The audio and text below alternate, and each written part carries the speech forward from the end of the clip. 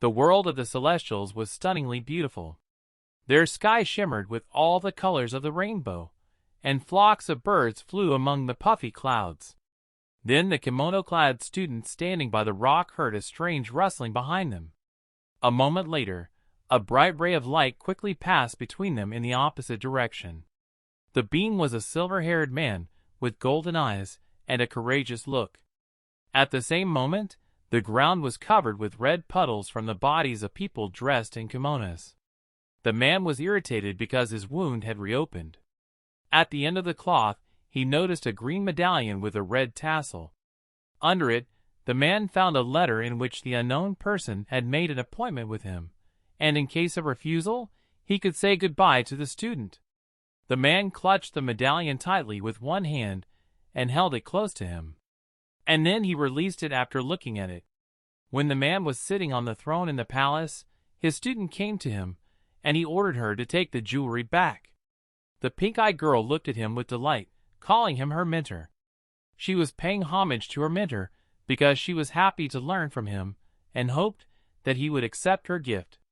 However, the man stopped her, saying that the girl needed to study the art of the celestial to achieve immortality. Soon, the student was hanging in a torn kimono, chained to a magical black pillar. The disfigured girl was extremely weak and begged for help. Meanwhile, her master sat on top of a cliff and watched a crowd of people and magical creatures bustle around the black pillar. People wanted to take advantage of the young beauty's helplessness, hoping that Luo Wuji would not come to prevent her from surviving. The silver-haired man saw his wounded student and was furious, and he threw himself down from the cliff onto the crowd of people. All the people dressed in kimonos were screaming in pain as a red stream of liquid poured from their bodies. It was the work of her master, whose eyes were glowing with rage, and who was holding a giant sword. The student was overjoyed to see her master. When she asked him for help, the man immediately ran to her and intended to save her. The man stood in front of her holding a giant sword, but in a moment the floor beneath him began to crack and emit a red light. The mentor was frightened because he discovered 10 cruel arrays when he saw the girl's silhouette. The student continued to hang on the black pole, saying strange unintelligible words in front of the embarrassed mentor. A moment later, the shackles on the girl's hands magically broke, and she began to laugh out loud because her plan had worked.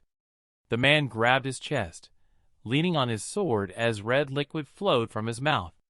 Refreshed from her humiliation, the girl asked her mentor to give her his robe.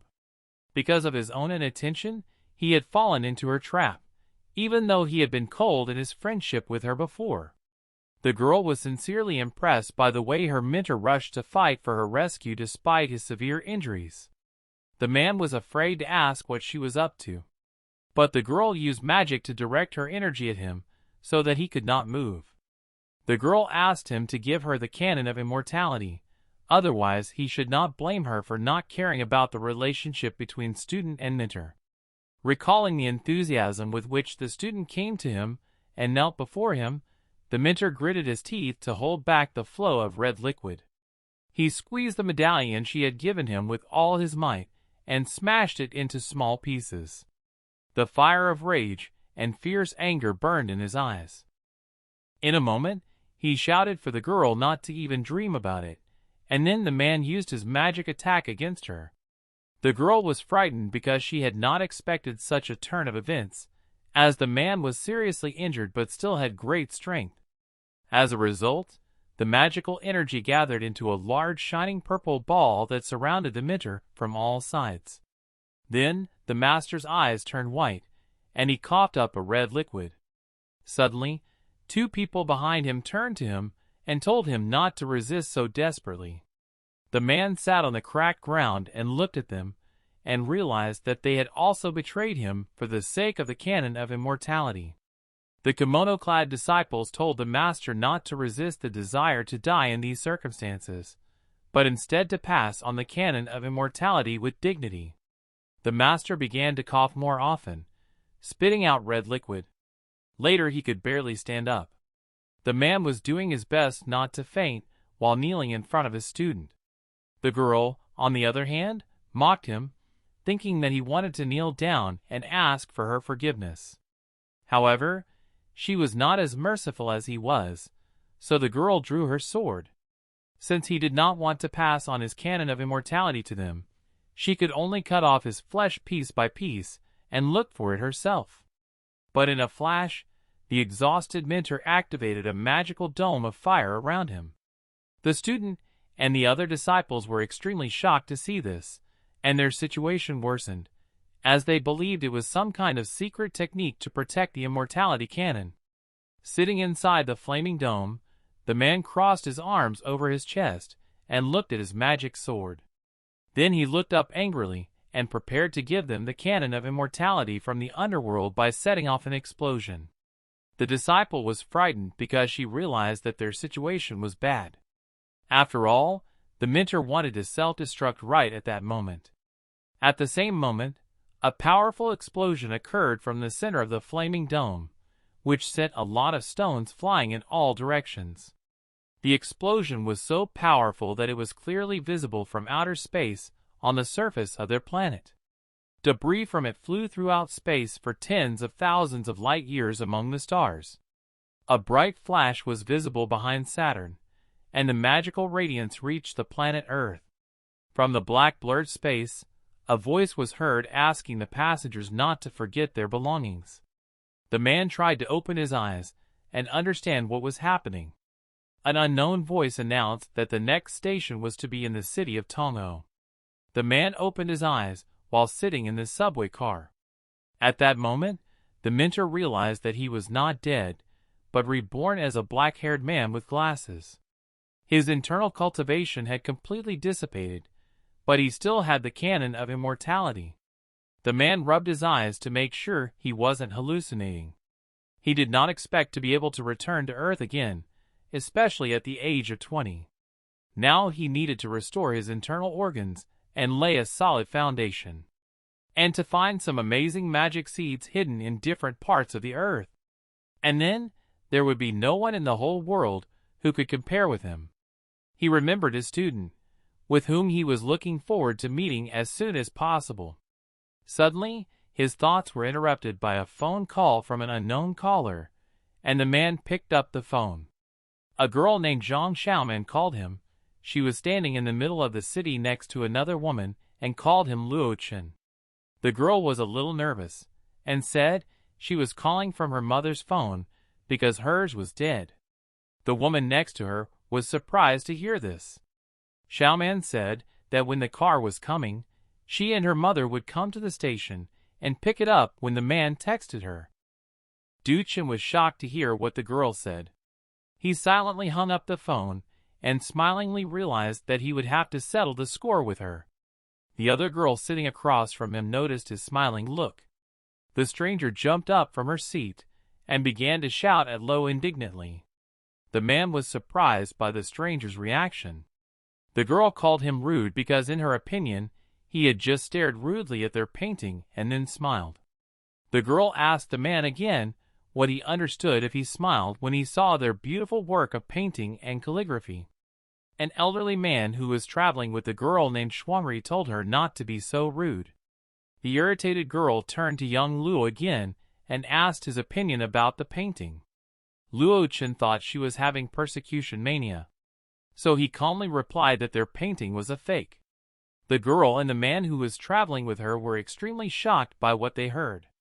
The man turned to the young man and told him that the authenticity of the scroll had been confirmed by several prominent professionals in the field. However, the boy still stuck to his position. The girl, on the other hand, began to get even more angry with him and called him insulting names. In a moment, she called him a rude man and swung her fist at him. Suddenly, a magical shield appeared between her hand and Luo's face, protecting him from the blow. The girl was shocked, as was her grandfather, who saw his inner strength manifested. The elderly man abruptly took his granddaughter's hand away and ordered her to stop behaving like that. After that, he apologized to the young man for their ill-mannered behavior, and his granddaughter did not understand why he did it. Looking at Luo, The elderly man realized that anyone who can outwardly show his inner strength among warriors is at least a great master. If this young man had a desire to destroy, he could have killed him in an instant with his granddaughter. Then the old man became angry with his granddaughter and ordered her to apologize to the young man immediately. Luo found the old man very interesting. The girl apologized to the man, and he told her not to let it happen again. Xuangrui was outraged because as far back as she could remember, no one had ever made her grandfather show such respect. She could hardly hold back her tears and wondered who the rascal was. The elderly man sincerely thanked the young man for his loyalty to them and carefully asked him his name. When he introduced himself, the girl's grandfather held out a scroll for him. The man politely asked for proof that the landscape was a fake. Duchen took the scroll in his hands respectfully. After a moment, he unfolded it to prove his point. The young man confidently rolled up the scroll with a black drawing on it. And in a moment, he tore it into pieces of cloth that flew in different directions all over the carriage. The grandfather and granddaughter were shocked by this way of verifying the authenticity of the painting. After that, Luo grabbed several pieces of canvas in the air and showed them to them. The elderly man asked Mr. Luo what they were. The young man spread the scraps on the table in front of the people with a sharp movement. Then he asked them what they thought the difference between the 3 ink marks was. After a few minutes of thought, the old man said that there was no difference between the 3 signs and asked Mr. Luo to explain in more detail. Then the young men said that there were 2 ink strokes, one of which was overlapped by the other, but they could see that the sign remained the same. After comparing everything Luo said, the elderly man was shocked to find a high-precision inkjet print on the canvas. Holding the scroll in his hands, he realized that he had been deceived. So he immediately gave the scroll to his bodyguard to take it away.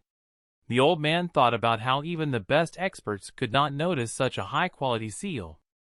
However, Mr. Luo was able to see it at a glance and provide them with the necessary evidence to prove it, so in his opinion, he was definitely not an ordinary master. A moment later, Mr. Luo's attention was drawn to the box in which the guard had placed his scroll. He stopped the man in the suit and asked him about the box. The elderly man immediately saw the young man's interest and offered to give him the wooden box for nothing. Luo Wuji was surprised at how simply he said it, even though he did not know that the item inside it could significantly improve the quality of the magic seeds. And when the guard handed the box to the young man, he realized that the old man seemed to want to have it distributed to him. In a moment, Luo said that inside the box was something he needed, but he was not a man who liked to stay in debt.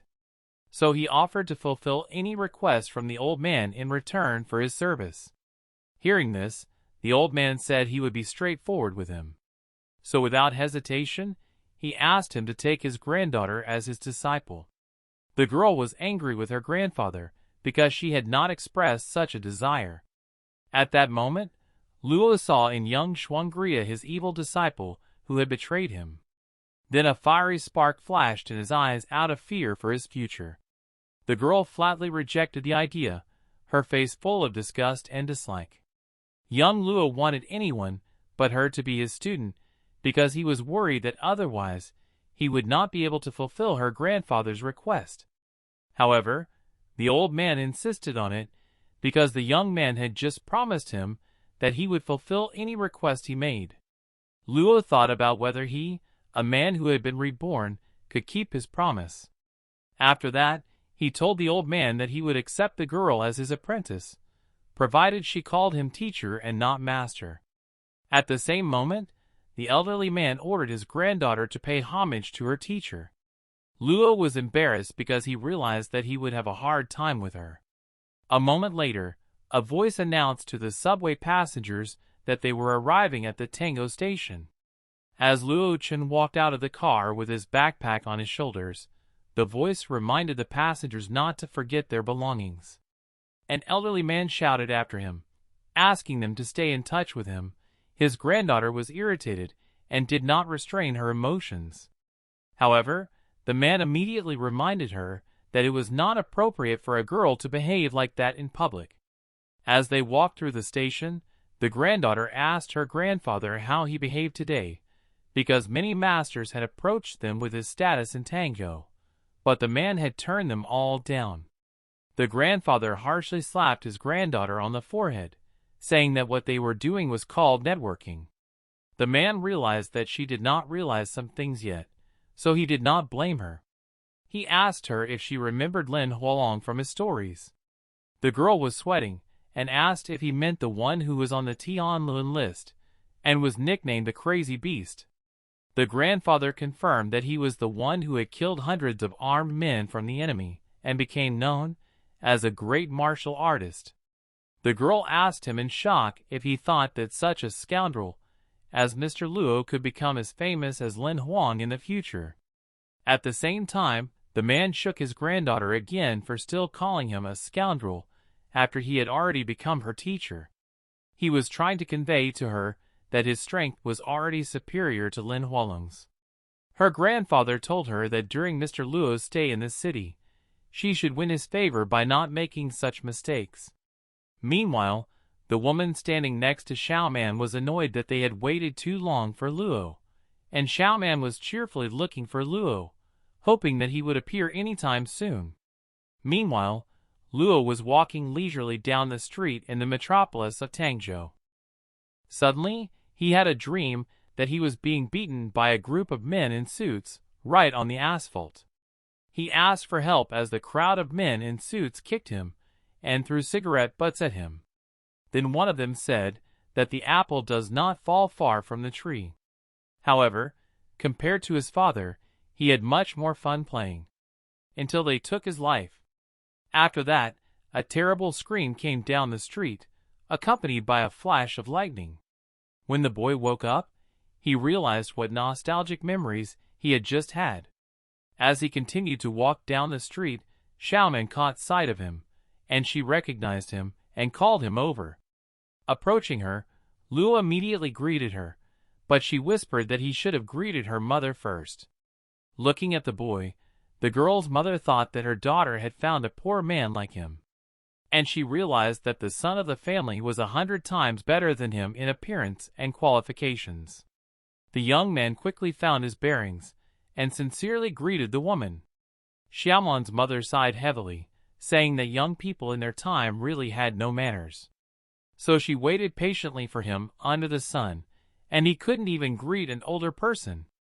The girl tried to smooth things over, but the irritated woman ordered them to get in the car to go home. Xiaoman thought that Luo Chen seemed to have changed a lot, but she wanted to think that it was just her imagination. As they drove through the city, her mother pointed out the beautiful houses nearby. The mother noticed with admiration that they offered an incredible view of the mountains on one side and the sea on the other. The woman said that instead of such houses, it would be enough for her to buy a townhouse, and when the time comes, they will all live there. However, Xiaoman said it would cost at least 70,000 yuan per square meter. Despite the high cost, the woman reassured her daughter and told her to let her backseat boyfriend take care of the expenses. Xiaoman sat silently anxiously in the front seat, holding her phone. She was embarrassed, swiping her fingers across the phone screen, her face sad as she thought about the young man. She looked back at her chat with Luo Chen and watched them say good night to each other the day before. Finally, they all arrived at the Xiaoman family's house. Upon entering the apartment, the girl's father greeted Luo and told him that he had grown taller, and Luo greeted Mr. Zhang in return. Then they were interrupted by the girl's mother, who was not happy that her husband was cooking dinner all day like a woman in an apron. At that moment, the young man slapped his hand on Mr. Zhang's back and said he would help him with it. Meanwhile, the girl's mother said that she should set higher standards for boys because her chosen one was as worthless as her father. Suddenly, their conversation was interrupted by the doorbell. The girl was excited because she didn't understand who could come to their house at that time. When the door opened, a smart guy in a suit was waiting for her on the doorstep, wanting to pick up Xiaoman to go to the movies with her on a date. However, the girl abruptly closed the door, saying that she had to cancel today because of a lot of things to do. But then her mother broke in, recognizing the man's teachings, and told him to come to their apartment.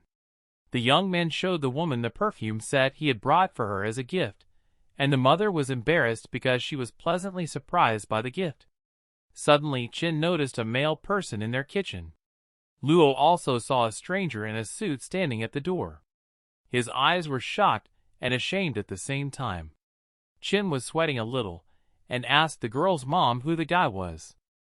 The woman said arrogantly that he was a friend of Xiaoman and the son of a friend of her husband's, who had come from the village to Tango to find work. Chin breathed out a sigh of relief, convinced that Luo was just another unemployed loser. He then extended his hand to Luo, saying that he was pleased to meet him. But Luo turned his gaze to Uncle Zhang, who was busy in the kitchen. Ignoring the teaching, he turned to the girl's father and said that he would help him with the cooking. Shimon was surprised and pointed out to Luo that Chen was actually talking to him. Chen considered Luo a scoundrel who was trying to humiliate him in front of everyone. Chen told the young man that in order to succeed in the city, he needed to start by finding friends who could help him mutually. So he said that he would help him with any question. Luo smiled and took the master's words as a promise. After that, the Chen offered to give her friend a job in his company, which was doing quite well. The girl's mother enthusiastically praised the young man for starting a company at such a young age, while also working as a summer school teacher and taking care of Xiaoman. The woman told Luo that he had a lot to learn from him. But Luo was not hurt by her words, and even smiled when he heard this. And when the girl's mother told everyone to sit down to dinner, he silently turned around and left the room. He had a magical drawing on his hand that shone and sparkled. Xiaoman tried to stop the boy, but he quickly left the house without explaining why. Chen instead called him trash, because he left so quickly, and could no longer keep his face in front of him. However, he didn't even realize that his collar contained magical low sparks. He went out into the yard and lit a cigarette to smoke. My mother caught up with me and said that she and Chen were just good friends. The young man exhaled the cigarette smoke and accepted the girl's explanation. Looking at him, Xiaoman realized that something was wrong with him because he had never spoken to her like that. She pressed her lips together, not knowing how to start a conversation. However, through her tears, she said that she understood his sincere feelings for her, but said that Chen was a major shareholder in a listed company. She said that she did not expect Luo to achieve such achievements, but she thought that he should at least buy a house in Tanzhou to live together. The guy asked what she meant by that, and Xiaoman said that his father's factory was worth about $300,000. So she leaned her chest against his arm and said that he could use the factory to take out a mortgage. Luo Chen thought about her words for a moment and imagined the whole picture. He was holding a commercial property agreement for the factory. The guy excitedly showed it to the whole of Yumen, saying that they would finally have their own house. Then a moment later, when he opened the door to their bedroom, he saw a 7-year-old girl in bed with no clothes on next to another man. After that, he was beaten by strong men holding metal pipes. The mutilated man was screaming that the woman had deceived him. The girl, on the other hand, looked at him with a blank stare while standing in the arms of a respectable man in a suit. Luo Chen shouted that his father had been saving this money all his life. His property contract was covered in red splatters. The boy's thoughts were interrupted by his girlfriend, who turned to him. Xiaoman leaned gently against him and asked him to discuss it with his father. However, the guy abruptly took his hand away from her and said that it was better to wait for now because they had no hurry. Because the most interesting things were ahead of him. There were delicious hot dishes on the table in Xiaoman's apartment. Her mother was furious at the behavior of Luo and her daughter who followed him. But Chen told her not to be angry. As he was eating, he told her to take a look at his gift, for she was sure to like the smell of the perfume. The woman expected such a kind and generous teacher to have such a scrupulous way of thinking. Unlike the lodge who had only given her 2 tea bags as a gift.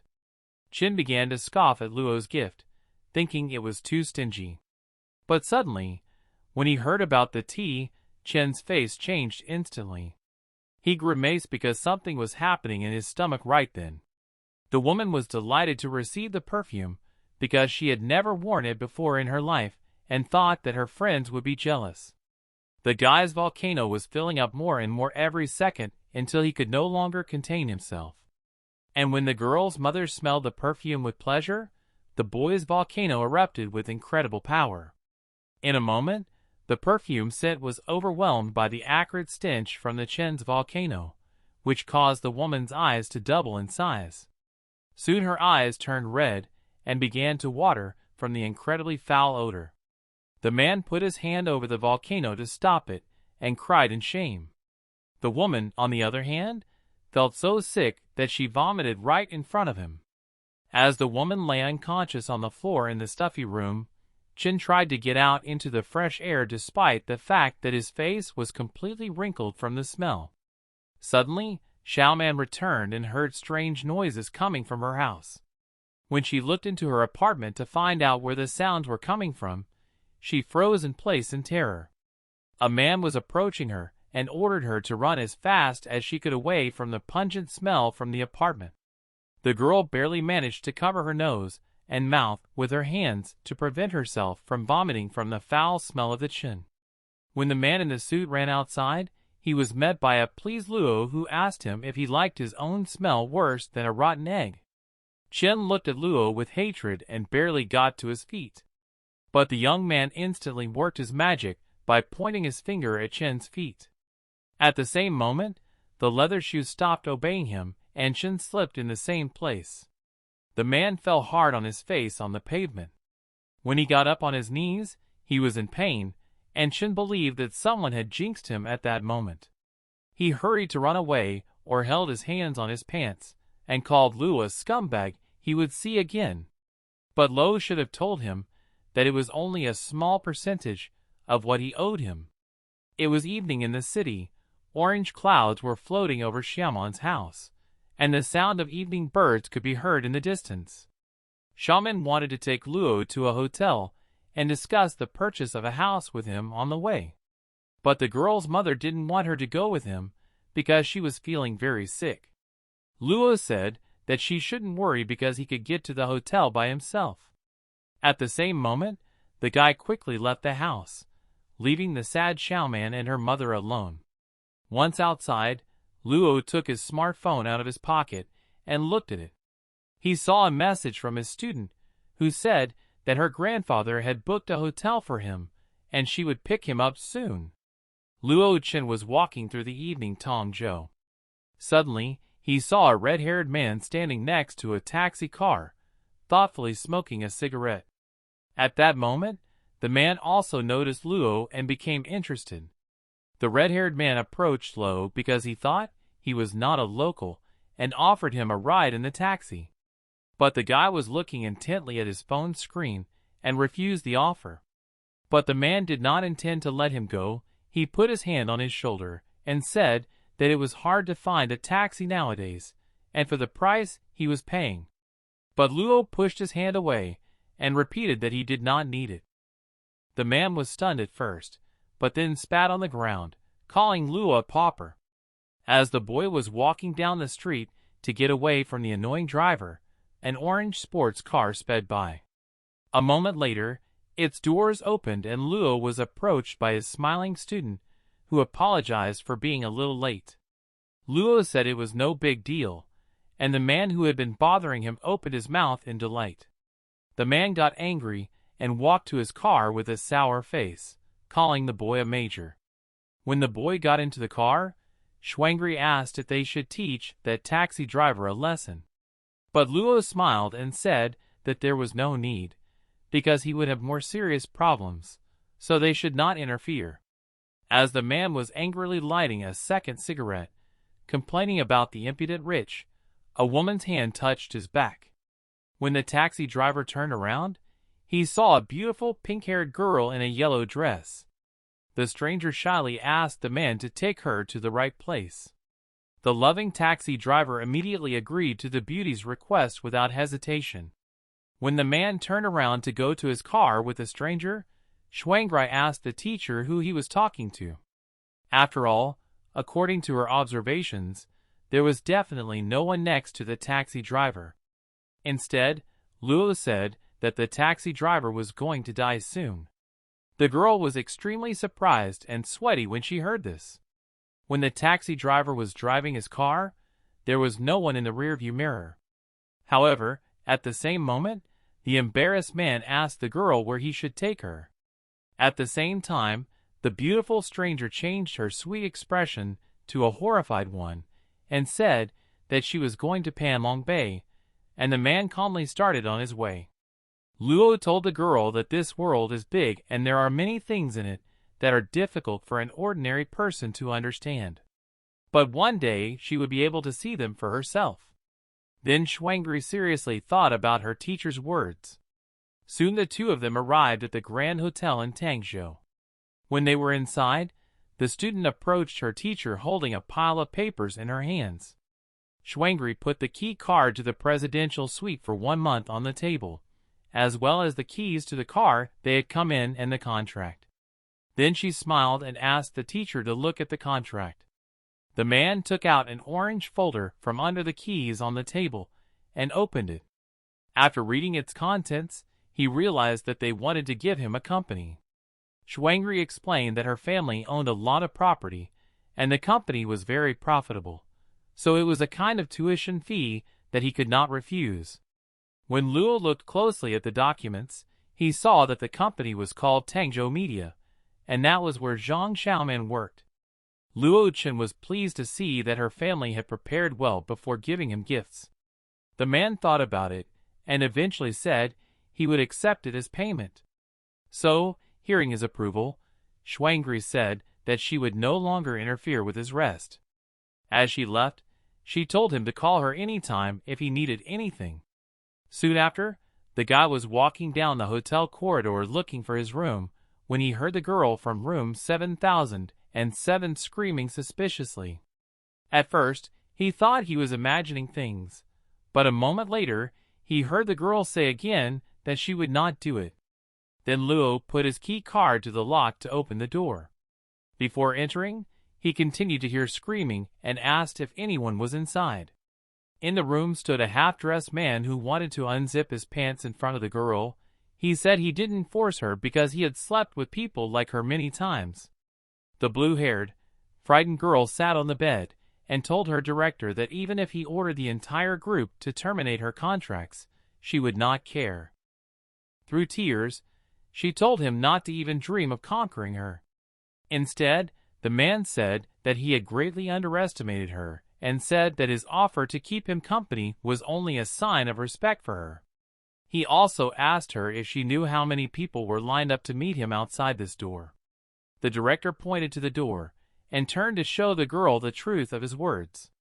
At the same moment, Luo Chen appeared on the threshold of their room, confidently standing in front of them with his hands in his pockets. At the same moment, he looked around the room and realized what was happening. Director Wang was unhappy to see a strange guy in his room who dared to spoil his good mood. He started swearing at him, asking who he was and who allowed him to come to his room. But while the director was asking him the same questions in a circle and cursing at him, Luo Chen calmly stepped aside and sat down arrogantly on a red soft chair in the middle of their room. Then he straightened his collar and took out a lighter and a cigarette from his pocket. Director Wang saw that he was too bold and asked if the boy knew who he was. The man decided to give him one last chance to leave immediately with his number. Otherwise, his people could make him an invalid and throw him in the trash. The blue-haired girl had been watching the man cautiously from behind the bed all this time. When she realized that things were bad, she began to show Luo to run away as fast as possible. But the young man had no intention of running away, so he calmly lit a cigarette with a lighter and blew white smoke into the principal's face. The principal was furious and surprised by the boy's impudence, thinking that he was completely deaf. So the director took a bottle of wine from the table to finally deal with this bastard. Grabbing the bottle, he took a firm grip on the guy to help him leave the place. Suddenly, the girl he was touching jumped on his arm and prevented him from doing what he wanted. Holding the director's hand, the girl asked him to hurry up and get out of there as soon as possible. But at the same moment, the director ordered her to get off and angrily threw the girl to the floor. The man called the unconscious girl a disgusting slut as he struggled to catch his breath. Suddenly, Luo Chen's hand grabbed the director by the throat and lifted him off the floor. The boy calmly held the big director by the shirt collar with both hands. The director nervously told the boy to let go of him immediately, otherwise he would be crippled for life. But when he saw the boy's calm and yet terrified look, the man began to tremble and tearfully asked him to let him go. He said that if he dared to do anything to him, he would be considered dead tomorrow. After these words, the director burst into bright flames in Luo Chen's hands. In a moment, almost nothing remained of his body except the charred bones of his skull and a few ribs. When the director was finished, the boy gathered his power back into his hand.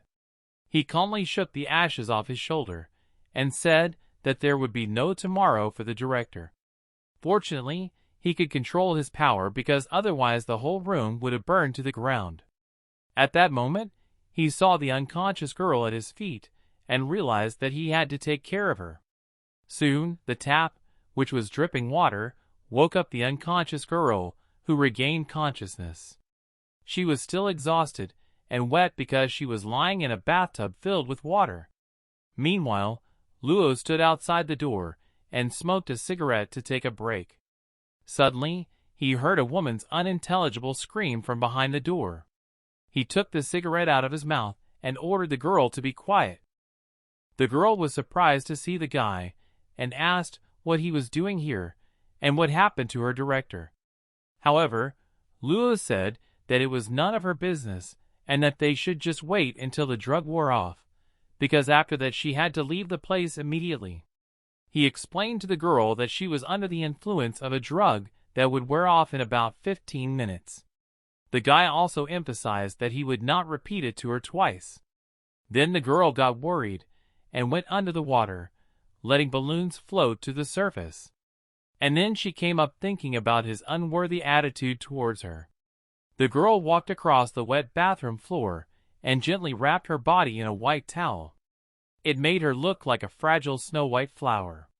Still, it was hard for her to believe that a guy who looked like an ordinary student could overcome her principal, Wang Fu. She wondered what methods he used to do it. But in a moment, her thoughts were interrupted by Luo, who was sitting on a chair in the room, and told her that her time was up. Then she remembered what he had said about the drug wearing off in 15 minutes and smiled slyly. The girl said that she was doing badly because she felt so good in the shower that she had forgotten about it. She told him that it was very late and her clothes were torn to shreds, so she believed that he was not so cruel that he would hardly just chase her away at such a time. After all, everyone who saw her for the first time started screaming and jumping for joy. She thought about staying there, but was afraid that he might start harassing her. Just in a moment, she cleared those thoughts from her mind and decided that she needed to find some clothes. She cautiously approached Luo and asked for his phone number to call an assistant to bring her clothes. Luo Chen said that before anyone came to get her, she should lock herself in another room so as not to disturb him. The girl was happy to hear this. But when the guy stood up, she thought he was going to look at her. However, he sharply threw the phone at her and said that he would not repeat it twice. She grabbed the phone and saw that the guy didn't even look at her. As soon as she got a little closer to him, she realized that this guy had a lot of character, especially his strength of spirit, which was very difficult to resist, so she thought it was innate. And even when she started comparing him to great figures, she realized that he was not a bit worse than them. The girl's thoughts were interrupted by Luo, who told her to go away and not to interfere with his rest. The girl was shocked to hear this but agreed. Then Luo Wuji took out his wooden box that he had received from his student's grandfather. The girl quickly left the room, noticing the boy's unpleasant attitude towards her. Finally, she slammed the door loudly and wished him good night. Then the man could safely open his backpack, which contained different colored boxes. In a moment, using his magical power, he lifted a wooden box with exactly what he needed. And of course, the wooden box did contain seeds. And thanks to Emperor Tinker's response today, he couldn't miss this opportunity. These seeds were very rare, because they were the remnants left over from the end of a previous era. Some people had enough goods, even of the lowest quality, to do this. And what could we say about this seed that had super powerful powers? The man intended to refine it to awaken not only the magical spirit, but also to obtain a magical eye. At that time, Luo Wuji had completely lost his cultivation. Therefore, relying on Emperor Wuji's help, he could use the power of a martial artist, but he also realized that it would eventually be used up. And since he wanted to restore his cultivation, he needed to awaken again. After all, this magic seed was like a coal in the middle of a snowstorm. Even though he had no need to use it for now, he was still sorry that it had been so poorly preserved. As the man was looking at the dried seed on his hand, someone suddenly knocked on his door. It was the same girl who had just left. She said that her assistant couldn't come, so she asked permission to switch places with him.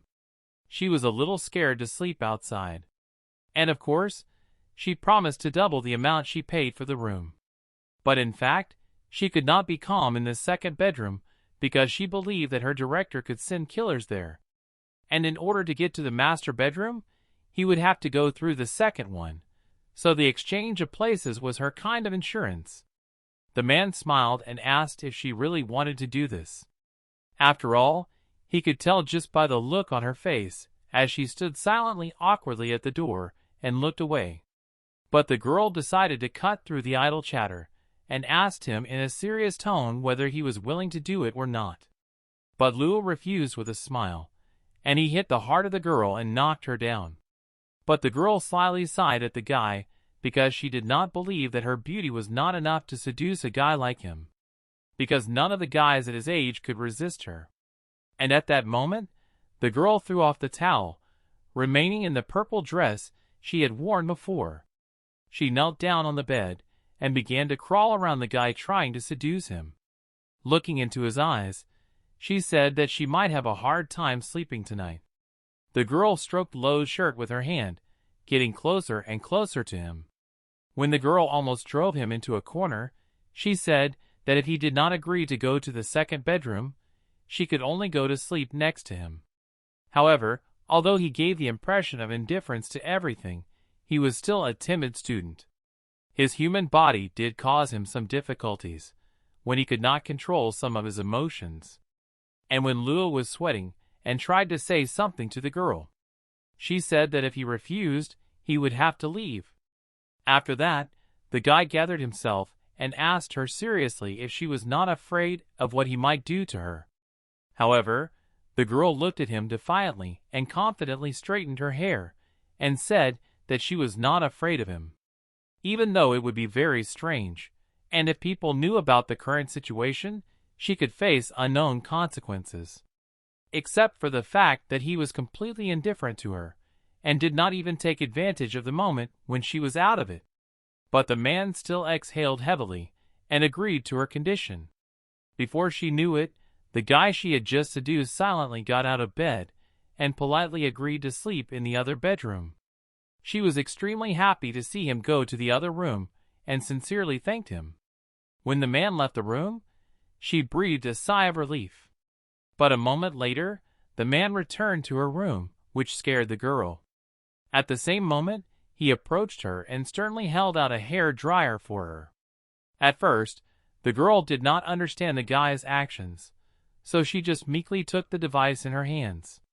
The guy handed it to her and asked her to blow dry her hair so as not to wet the bed. The girl immediately agreed through tears. However, a moment later she sincerely thanked him because she could not even imagine that he was so attentive. At the same moment, Luo took a blanket and lay down in her bed, covering himself with it. He asked her not to disturb him and fell asleep soundly. The girl was puzzled to see this. At 3 in the morning, she could not sleep next to him because she did not understand why things had turned out this way. The guy showed no interest in her and slept soundly, while the girl fussed on her side of the bed. The girl cried into her pillow because she didn't want the evening to end like that. The next morning, Luo woke up to sunlight shining in from the open window of his hotel room. The morning wind made the curtains in his room rise above the floor. He sat up in bed and rubbed his sleepy eyes with his palm. He was suffering from a headache, and his poor sleep made him feel bad. He looked at the other side of the bed and realized that he hadn't even noticed when the girl had left. He noticed some colored papers under the girl's pillow. He lifted the pillow and saw a business card and a letter under it. He picked up the purple business card with the name Lon Bayer on it. He turned the business card over to the other side and saw a message from Ms. Lon, who had spent the night with him. In the letter, she apologized for leaving only $800 as a deposit and promised to send him the rest later. After reading the letter, the guy became interested in the girl and put it in his pocket. After that, he put on his white shirt and looked at the table with the papers. He immediately picked up the contract for the ownership of the Tonzo Media Company and began to look at it closely. The man smiled and realized that he would be going there for the first thing today. Soon, he was sitting in the reception office and received the documents on the transfer of the company from its representative. At the man's request, Locken put his last signature on the document. After that, he put the pen back in its place and took the contract from the hands of the respectable man in the suit. Suddenly, he received a call from Zhang Xiaoman. She asked if Luo was awake, and he said yes, and asked what was wrong. Xiaoman asked where he was, because it was almost 9 o'clock in the morning, and he could not be late. After all, she had recommended his resume to their company, and if something went wrong, she would be in an awkward position. So the man said he would be there in 10 minutes, and the girl asked him to call first before coming in. At the same moment, a woman with a dark bob in a skirt approached her and put her hand on the girl's shoulder and addressed her. The woman kindly told her that she had heard that her boyfriend was coming to the office for an interview today. The girl ended the call and quickly confirmed the woman's words to her colleague. The woman in line pretended to be very surprised. After all, if their Xiaoman could like this guy, then he most likely had at least 10 million in personal property. So the woman wondered why he would want to get a job in their company. But at the same time, another woman said that this guy was a poor student from a small village. She also added that he had once studied at the same university with her in Xiaoman.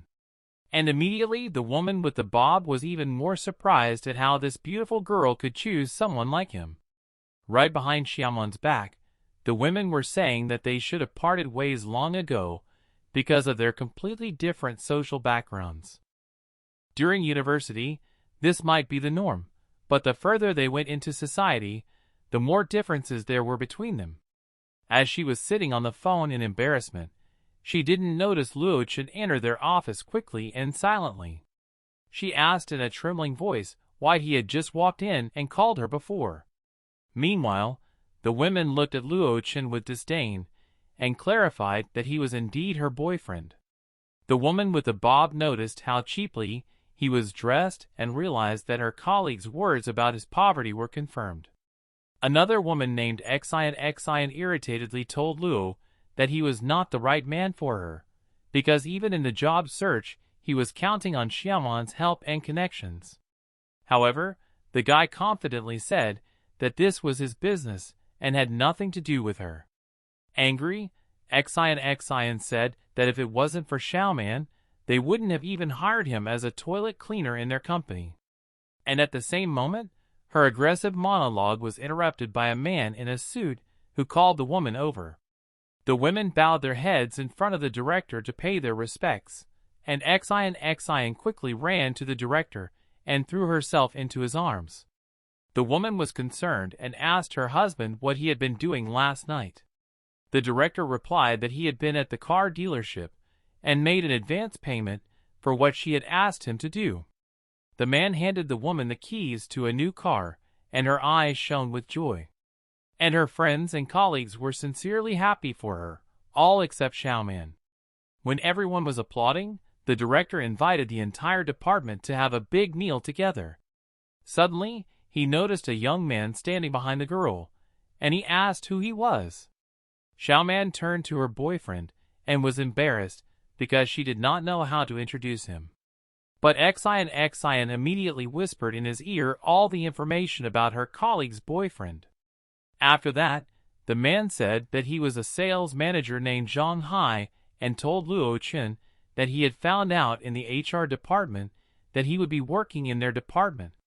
He also asked him to contact him if he had any questions. Luo Chen agreed with the general manager's words.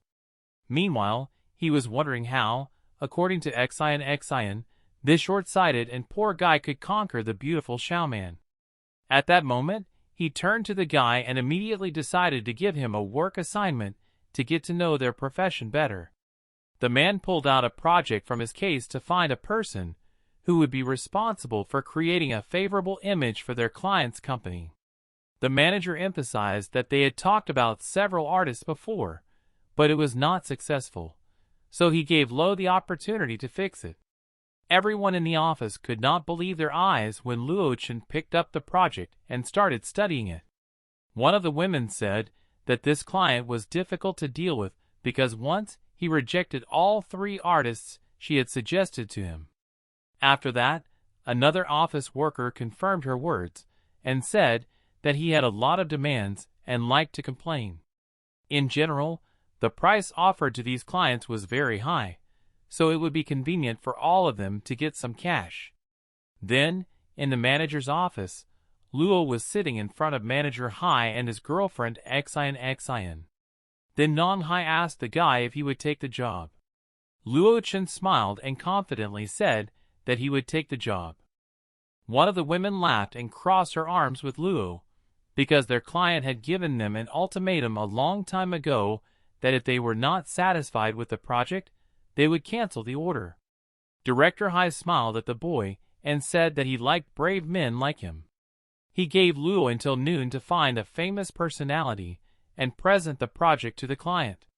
He also warned him that if he failed, all losses would be deducted from his salary. But Luo immediately said that he would not keep them waiting until noon because he could find such a person at that very moment. At first, everyone in the sales office was stunned by the guy's words. But a moment later, Director Hai and his colleagues began to laugh at the absurdity of what they heard. But for Xiaoman, it became a reason to be embarrassed and sweaty.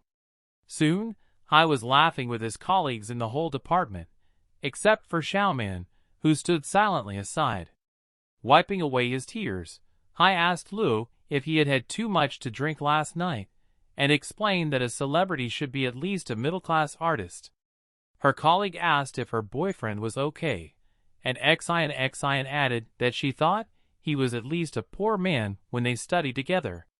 Xiaoman felt ashamed and humiliated when she heard from women that her Luo was trying to look cool at all costs. At the same moment, the guy took his phone out of his pocket and made a call for his friend. He said he needed her help and sent her the address where she was supposed to come. After that, Xiaoman angrily pursed her lips because she was unable to tolerate his arrogant behavior any longer. She couldn't help but shout at her boyfriend to stop immediately. After that, she turned around and walked away from the boyfriend, clenching her teeth. Her head was steaming with anger, and Director Hai felt embarrassed by the situation. So he decided to hush up their conflict and calmly ordered everyone to go to their workplaces. But in reality, he was still smiling and decided to wait for Luo Chen's celebrity, and then reconvene with his colleagues. Outside their office, there was a checkpoint with a barrier, and a guard stood by with a cigarette in his hand. Soon, Director Hai came outside, smiling happily as he looked at his phone screen. The guard approached the director and asked him why he was so happy and offered him his cigarette.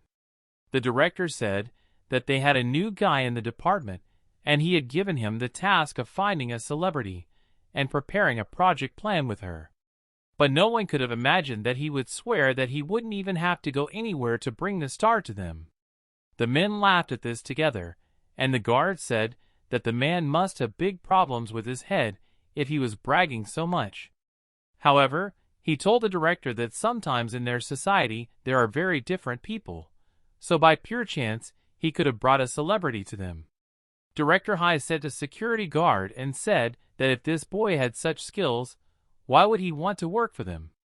In addition, if the newcomer copes with the task, he promised to eat the feces standing on his hands. Suddenly, a notification sounded about the barrier. An unregistered car with a temporary license plate had pulled up and asked for permission to enter. The guard approached the car and asked the woman driving who she was visiting. The woman took off her glasses, greeted him, and realized that she still did not know the name of the man. The security guard was breathless when he saw the woman's face because he recognized her as the famous and beautiful Lon Bayer, who was dressed in expensive branded clothes and driving her red car. Hearing the name of the guest, the director felt uncomfortable and literally spat the cigarette out of his mouth and was extremely surprised by her visit. Meanwhile, at the Tango Media Company, in the sales office, all of Xiaoman's colleagues were discussing her loser boyfriend, who was doomed to fail the assignment.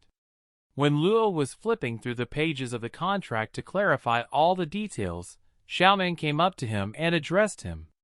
The girl was annoyed because she did not understand what it all meant and thought that the guy wanted to embarrass her in front of all his colleagues. In contrast, the guy said with a calm expression that he did not understand why he was embarrassing her. Then she said that he really disappointed her because she knew him well enough and could not believe how he had such connections to sign a contract with a celebrity. The girl also asked why he was lying to appear cool. In response, Luo asked why she didn't do anything when her director, surnamed Zhang, was digging a hole for him. This made the girl even angrier, and she continued to yell at her boyfriend. Meanwhile, outside, a security guard was barely holding back the crowd of people trying to get an autograph or take a picture with the beautiful Lon Bayer. When the girl approached the office, she went to meet her friend Lo. The director and his beloved girlfriend watched in shock at the overwhelming crowd of people who came to see their guest. The director began to get angry because the situation was crossing all boundaries. He no longer believed Xingxin's words that this guy was just a poor fool. But she said that their guest didn't even have to come to see Luo. The director's face twisted as he hoped it was just a strange coincidence. When the door to the sales office opened, a fragile Lon was already standing on the threshold. She carefully fixed her hair and walked over to the desk next to Xiaoman, who was shocked to see such a celebrity in their office.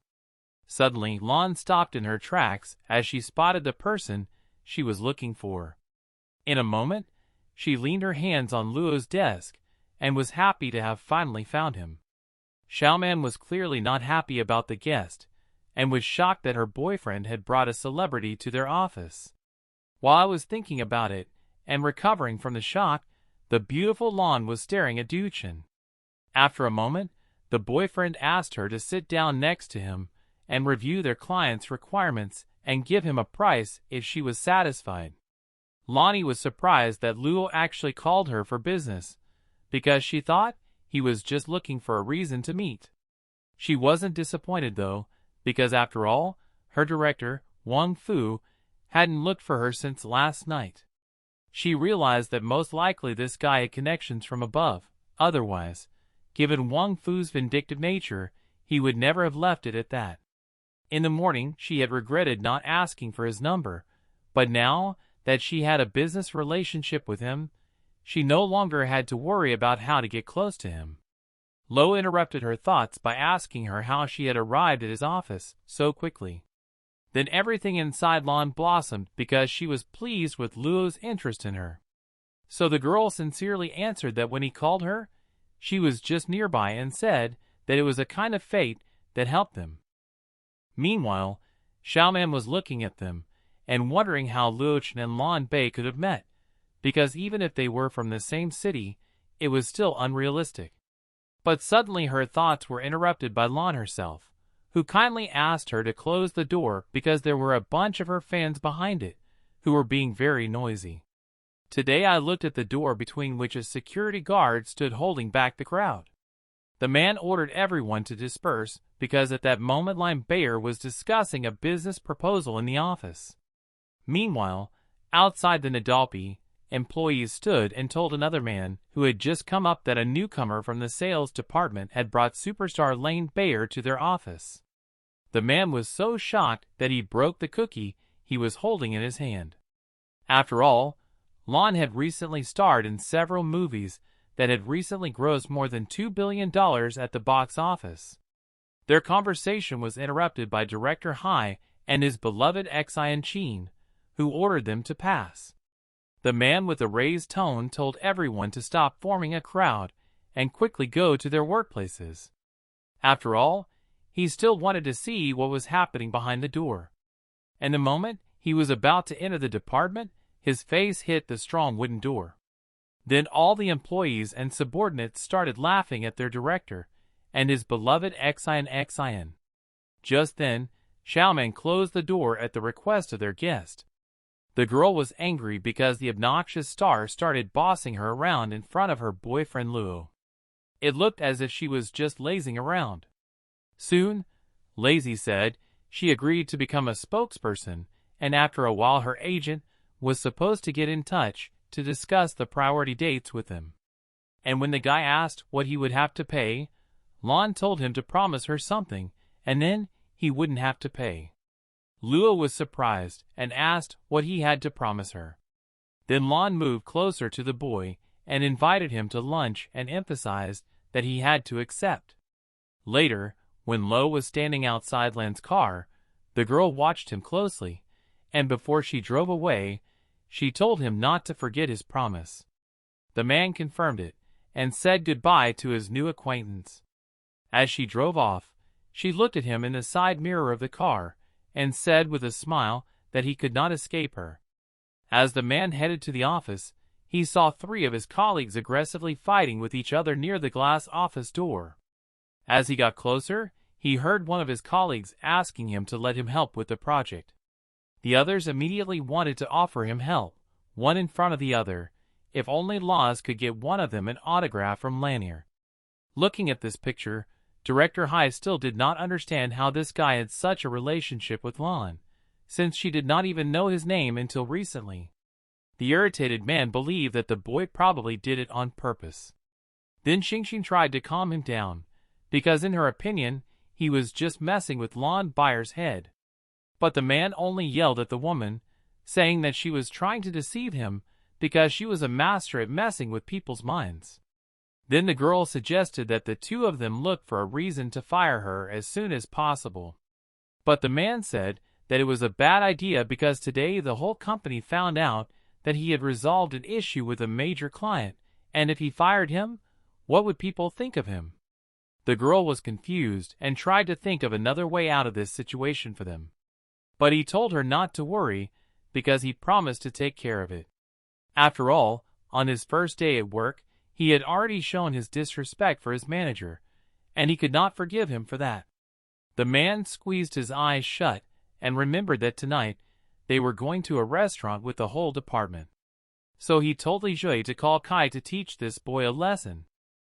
Then she smiled slyly as she began to understand her beloved manager's plan. When dusk fell, Director Hai invited all his employees to follow him. Then all the employees marveled at the beautiful place of their meeting and looked at the incredible glow that was spreading down the street from the largest entertainment center in Tangzhou, Willy Haiyu. Luo was also looking at the large-scale shopping center with everyone else, but he was not as excited about it as the others. A moment later, he heard someone say that their boss Zhang was so incredible that no one could have thought he would invite them there. Behind him stood two girls, who were looking at the building with big eyes because they had never dared to go inside before and had only been looking at it all the time. Then it became very interesting for Luo to listen to other people and to go and get to know the employees of the company. He also wanted to see if there were any people he could use for personal gain. Suddenly, a burly man approached the director, who was standing by the lamppost with his girlfriend. The director saw his employee nearby with a man named Kai. Hai greeted him kindly and said that he had not seen him for a long time. While shaking hands, Hai asked the man where he was working now. The man replied that he was not doing anything special at the moment and was just doing some work for Biao. The director was surprised to hear the name of the boss of the Tango underworld and immediately praised Kai, saying that he was too cool. After that, Kai threw his arm around the director's neck in a friendly manner and said that he had heard that an interesting person had joined their department today. So he asked the Kai if he could introduce them. The director smiled slyly and pointed to Luo, who was standing not far from them. The man added that this was the boyfriend of a beautiful woman in their department named Zhang Xiaoman. As Luo stood silently by the bustling crowd, Kai abruptly removed his hand from the director's shoulder and walked toward the boy with a determined look. When he was approaching, man also noticed Wang Kai and did not understand what this madman was doing there. In a moment, Wang Kai turned to Luo Chen to meet him. However, the guy gave him an indifferent look and calmly asked if they knew each other. Without waiting for an answer, he stood up and stepped aside, telling him not to block his way. Kai was no less shocked than everyone else present when he heard this, along with Xiaoman, who also did not expect this turn of events. However, Kai gathered himself and realized that the guy was quite brave and wondered if he would remain as cool later. Observing this situation, Director Hai thought that the sideways brow was worthy of provoking the Kai at the beginning of the evening, so he was looking forward to something interesting. Soon the evening was in full swing with all the employees enjoying a feast in the glowing hall with panoramic windows.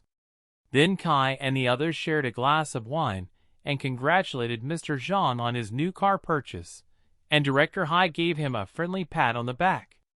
Meanwhile, Yuman came up to him and asked him how he had met the doe-eyed woman.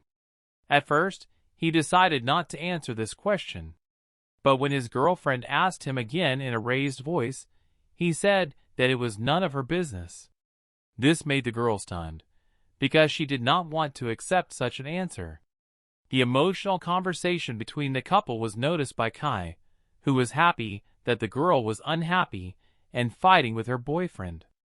Then the Kai put his hand on the director's shoulder and said that in his opinion, everyone was already full and drunk. So he asked why not go up the mountain and have some fun. Hearing this proposal, the director was embarrassed and wanted to object to Kai, but the man immediately said that nothing would happen because the hall belonged to Biao, and he knew everything there. Kai furrowed his brow and said that all he needed from the director was to bring Luo Chen to him, and to let him do the rest. He was sweating a little, but agreed to Kai's condition. Soon after, when Kai, the girls, and Director Hai arrived at the underground hall, everyone was amazed at the number of people there.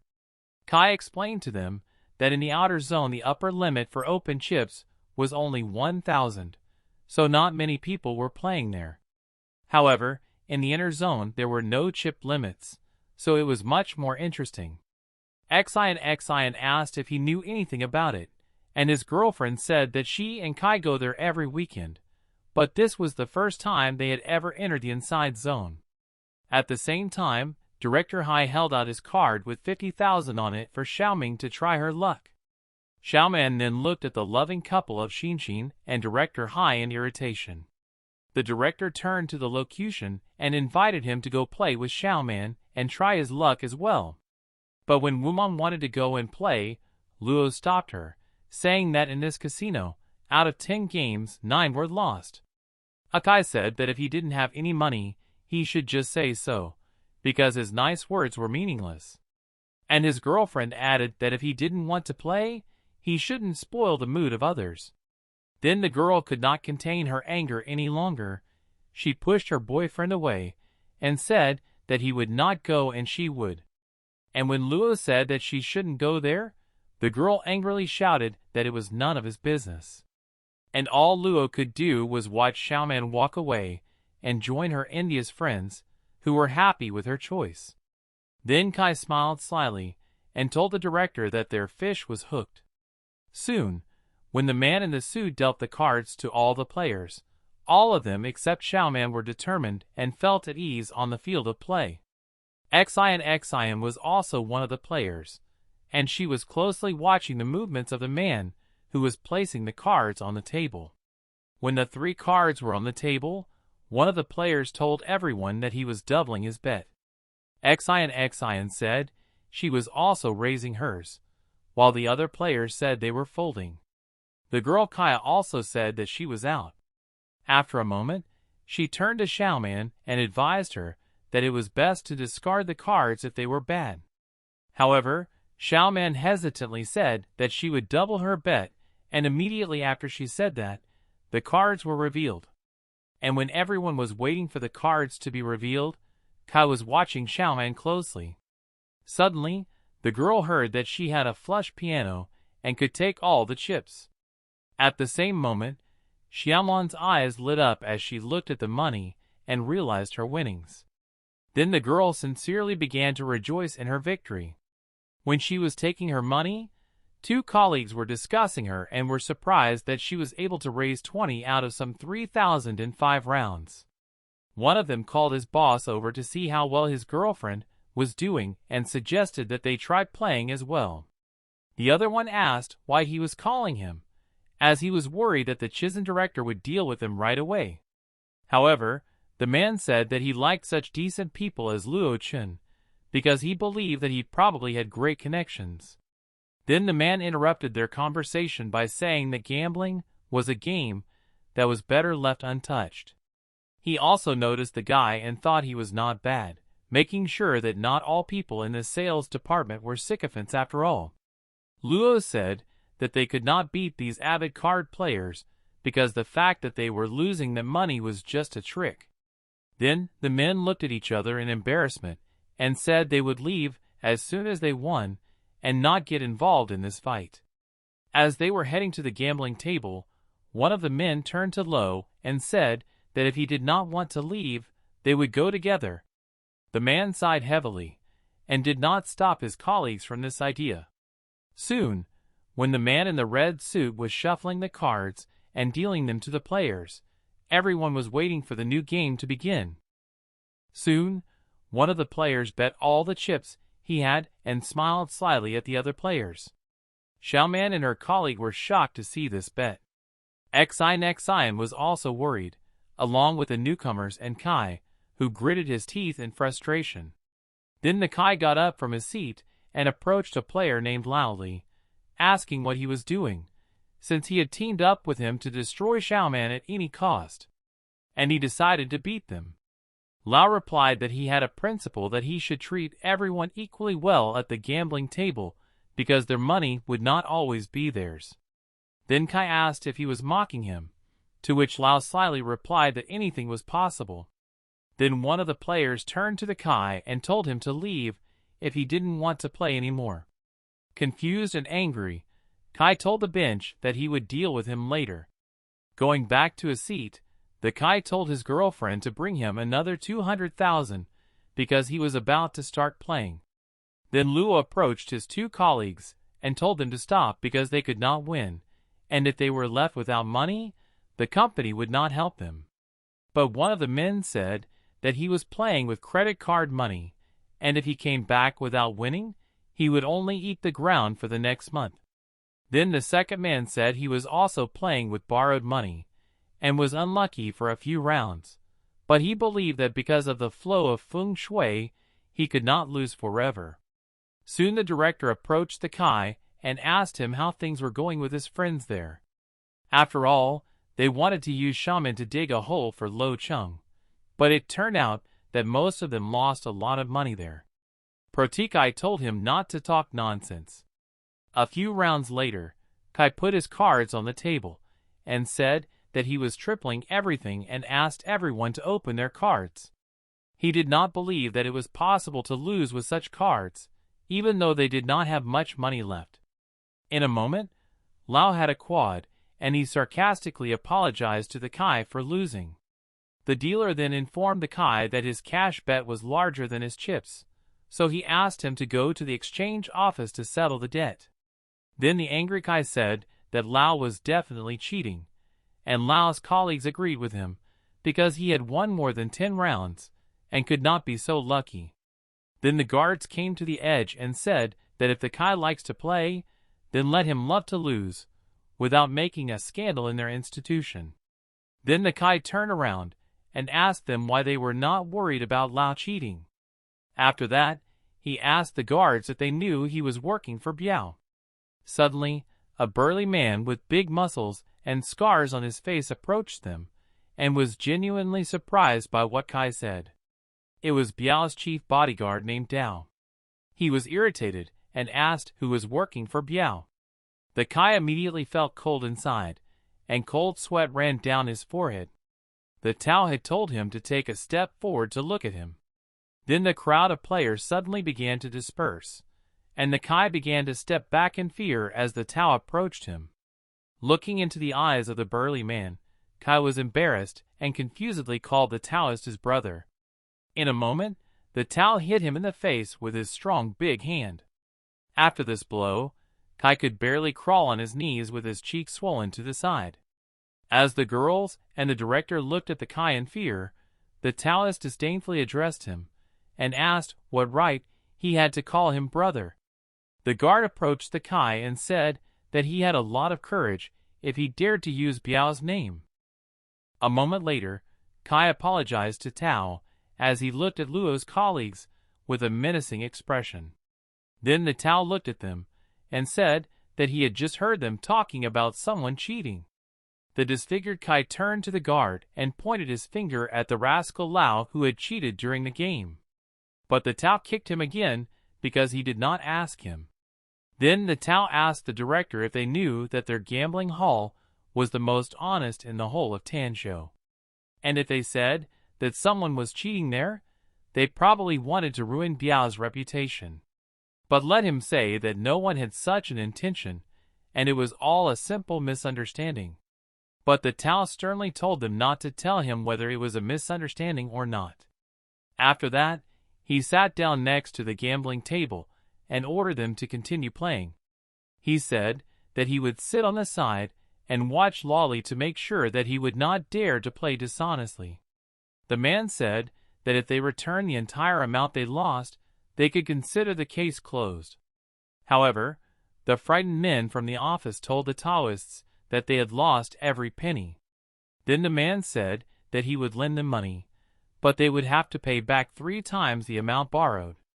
At that moment, all those present opened their mouths at the conditions set by the burly guard. The bewildered men did not understand how they could win such a sum of money, thinking that the guard wanted to harm them even more. Then the Taoist asked them with an angry and at the same time arrogant look why they did not want to play. And when the men standing in front of him were trembling with fear and barely holding each other's hands, a young man approached them and asked them to lend him 100,000. At the same moment, the men, along with Xiaoman, began to dissuade him from this idea, because with such interest, he would have to pay back 300,000. However, Luo looked at them slyly, waved his hand, and said that he just needed to get even. For one of the men, his action was a shot to the heart. Dao asked the man if he understood that even if he lent him 100,000, he would have to pay him back 300,000 later. But Luo calmly looked into Lao's eyes and told them to stop talking and start dealing cards. When the dealer dealt the cards, Lao looked doubtfully at the guy in front of him. At the same time, Luo calmly said that he was betting everything he had. Xiaoman yelled at the guy, not understanding what he was doing because he didn't even look at his cards. Director Hai shouted that he was going to ruin them all. After all, if he lost, he would drag them down with him. He believed that they would no doubt be greatly disgraced today. He sat at the table and noticed that a guy with such abilities also dared to stand up for others. Soon, Lao had 3 queens, and he asked Luo to reveal his cards. At the same moment, Luo smiled arrogantly and asked him to forgive him for winning. Dao and Lao were stunned to see the boy throw the 2 king cards on the game table. The principal, along with Kai and his girlfriend, could not believe how he did it. They believed that he was just lucky, but in Texas poker, you couldn't resist. So Law slammed his fist on the table with wide eyes and asked to play again. A few rounds later, Luo was sitting happily with a pile of chips next to him. His colleagues watched his success with shining eyes and open mouths. Luo calmly told the guard that there was 1,400,000, namely all the money they had lost before. The man was frozen in a stupor because he could not understand how he won every blind. After all, he knew Lowly and his art in gambling, and he was known as a heartless man and could not have cheated on purpose.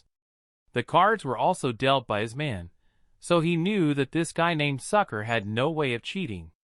The man turned to the security guard and said that he was returning the 300,000 to him as he had said, and they could be free. Dao was confused and could not get a word out.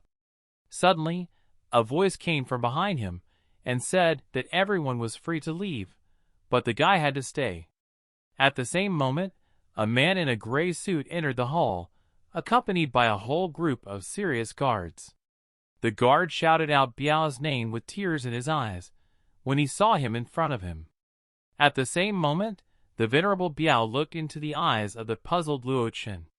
As the man approached the boy, everyone present could not believe that they were seeing the king of the underground Tancho world named Hong Biao. After looking at the boy, the boss ordered his bodyguard Dao to clear the hall, to which the bodyguard meekly agreed. When the Dao approached the players, they were all sweating and looking at the burly guard in confusion and fear. Then the Taoist sternly told them that everyone except this guy could leave. Everyone present was stunned to hear the guard's words, but Lao put his hood over his head and did not miss the opportunity to leave the place immediately. Director Hai sincerely thanked the burly man and said that she would leave right away, after which Kai pulled his girlfriend's hand and said that it was time for them to go.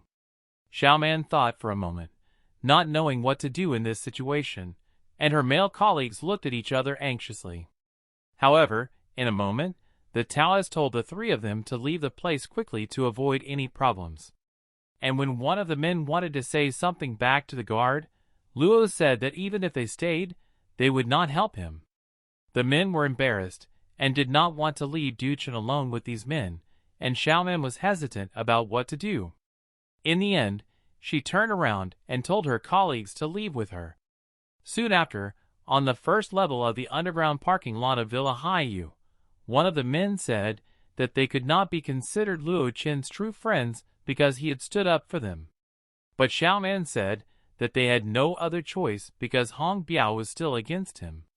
Then the other man said that the girl was right because there was nothing they could do in this case. They could only hope that he would be okay. Meanwhile, in the inner hall of the Haiyu Villa Casino, Luo Chen stood calmly in front of Biao and asked him if he really wanted him to stay here. Then Biao took out a luxury cigarette and tilted his head for one of the guards to get a lighter and light it. He told the guy not to worry because he was just interested in his card art. He just wanted to talk to him, that's all. However, Luo defiantly said that he had nothing to talk to him about. At the same moment, Dala got angry with the guy and asked how he dared to talk to Biao like that if he didn't want to die. But the venerable Biao stopped his bodyguard's impulse and ordered him to wait. The man shook the ashes from his cigarette onto his bodyguard's t-shirt and said that if he was so straightforward, he would also speak directly. Biao offered him the choice of either working for him or being left with nothing.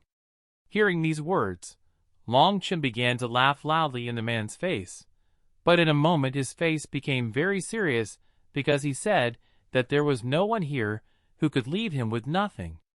Biao looked at the man with excitement and said that judging by his words, he was not thinking about working for him at all. But Luo's words only made him smile. Then the man looked at Biao indifferently and asked him who he thought he was. The man's words made him extremely angry, and he stormed out of his seat, saying that he did not appreciate his good attitude towards him. So in a moment he turned to the Tao, which understood his master without words. The burly guard took out a small knife, because he had long wanted to finish him off. Looking at him, Luo saw that the guard had already killed many people with his own hands. Then Tao thought that the guy was finally afraid of him, but it was too late. Finally, he told Luo to remember in his next life that in this world not everyone can be messed with. But Luo said that he was wrong, because there was no one in this world who would dare to contact him. So Luo decided to bring back his words for Tao. Then Luo pointed his finger in the man's direction, and a powerful magic ball instantly threw the man back a few meters. After that, Luo noticed that the Wuji Emperor's breathing was slightly weaker again. So until he finds a good seed, he will have to use it sparingly. Meanwhile, the guards watched in shock as the guy, like a true master with incredible martial skills, dealt with the Tao with one blow. However, Biao did not lose his temper and ordered his men not to panic, because they were outnumbered and could overcome him. Biao was anxiously flipping through the contacts on his phone to call for reinforcements immediately. Otherwise, if all these events were reported, they would be able to conduct business in the Tanju. In a moment, Biao realized that his men were not holding out for long and was already calling someone, but the rings continued and no one answered the phone. A moment later, he was startled by the sudden silence behind him. The man turned around in fear and saw Luo Wuji, completely unharmed, with the guards behind him, not moving. The man slowly walked over to Biao and asked him with a smile if he had gotten through. When the man did get through, a woman's voice began to ask what happened to Biao. But he did not dare to say anything in front of the powerful figure of the locution. Then the guy with an interested expression told him to answer for the girl. But Biao was frozen in stupor and fear of him, sitting on the floor. By then, it was already late at night. In one of the villas on the other side of the phone, a worried girl was talking to Biao. Suddenly, a burly man came running to her and asked if she had called him, and she said that she was most likely in big trouble. So she asked him to prepare the car so that they could go to him quickly, because they had to hurry. The man immediately understood her and rushed to start the car. Then he breathed a sigh of relief, although he admitted that he had underestimated his abilities that day. He admitted that he did have some talent, but said that he could not rely on his wits to run wild in Tangzhou. The man happily said that the people he had called would soon be here, and that even if there were 10 people like him, he would still not win. Hearing these words, Luo was surprised and told him to tell his men to hurry up and come to him. Biao looked at the boy with disgust and realized that he was still too young. And when he was looking for something on his phone, Luo turned to him and said that waiting for people was very boring. So he came closer to him and offered to play something before they came. Thoughtfully adjusting his glasses, Luo asked the man if he knew a game called 1000-7. Soon after, when the girl and her master arrived at the entrance to the same entertainment center where the casino was located, the guards respectfully paid homage to the master. And when the man asked the guards what was going on in the treasury and why they were not inside, they replied that half an hour ago Biao had ordered them to clear the hall, so they left. Then the man struck him in the nose with his hand, calling him a fool. Soon after, when the master and the girl took the elevator to the second floor of the casino, he was extremely surprised to see a bunch of unconscious guards everywhere and complete chaos in the hall. The man and the girl still couldn't figure out who Biao had finally offended. Suddenly, they moved on and heard the scream of a man they were not looking for. Biao was sitting mutilated on the floor, holding his head with his hand in pain. He called Luo insulting names, and said that he didn't care who he was because he intended to kill him that day. At that moment, Luo looked at the man menacingly and heard him snarling and realized that he seemed to have had enough of him. But the frightened man told him to stay away from him. Suddenly, he heard the familiar voice of his beloved sister behind him. When the man saw Master Yu, he was very happy, and asked them to save him from the lock as soon as possible. But the girl suddenly recognized the man as her teacher. Then Luo also recognized Xuangri, and thought that she had come just in time. Then Biao began to continue to insult Luo through tears, saying that even he was so special, and that he was nothing more than a mere student before Master Yu. And then his words were interrupted by Xuangri, who calmly slapped her husband on the cheek. After that, she furiously asked the man how he dared, and Biao fell into a stupor because he did not understand his sister's behavior. Zamada paid homage to Luo, and apologized for their failure to properly supervise their dog, and thus offended the teacher. Watching all this, Biao was shocked, and could not believe that this young man was his sister's teacher. Then Luo looked at his embarrassed face with a smile, and was glad that it had happened. Biao was beside himself realizing all this. After that, Xuang returned to her brother, and told him to open his eyes, and listen carefully to the fact that the man was her teacher, and an honored guest in their family.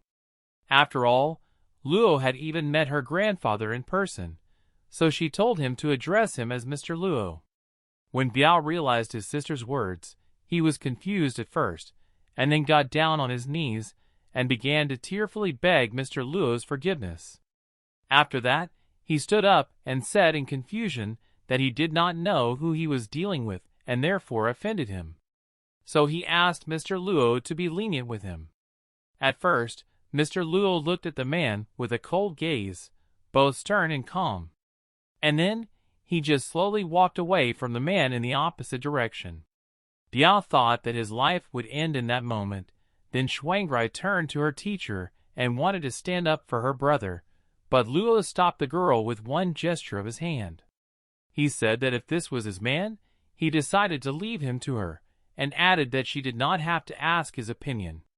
The girl was overjoyed to hear this, and turned to her brother to quickly thank Mr. Loza for being lenient and not destroying him. Then her brother quickly and tearfully thanked Mr. Lo several times in a row.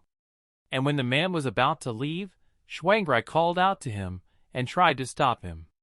When Mr. Luo left the school through the back door to the street, the girl barely had time to catch up with her teacher. The man calmly stopped and looked at the out-of-breath girl, who was trying to tell him something. After a moment, the girl caught her breath and held out an invitation letter to the Tango auction. After all, her grandfather had asked her to give it to him when she had the opportunity. Duchen was surprised and asked her why he thought that. So she explained to him by reminding him of the wooden box from the painting he had received at their first meeting.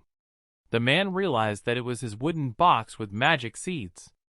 And when he asked what was wrong with it, the girl was embarrassed and said that everything was fine, but her grandfather noticed that he was interested in her and wanted to invite him to this auction.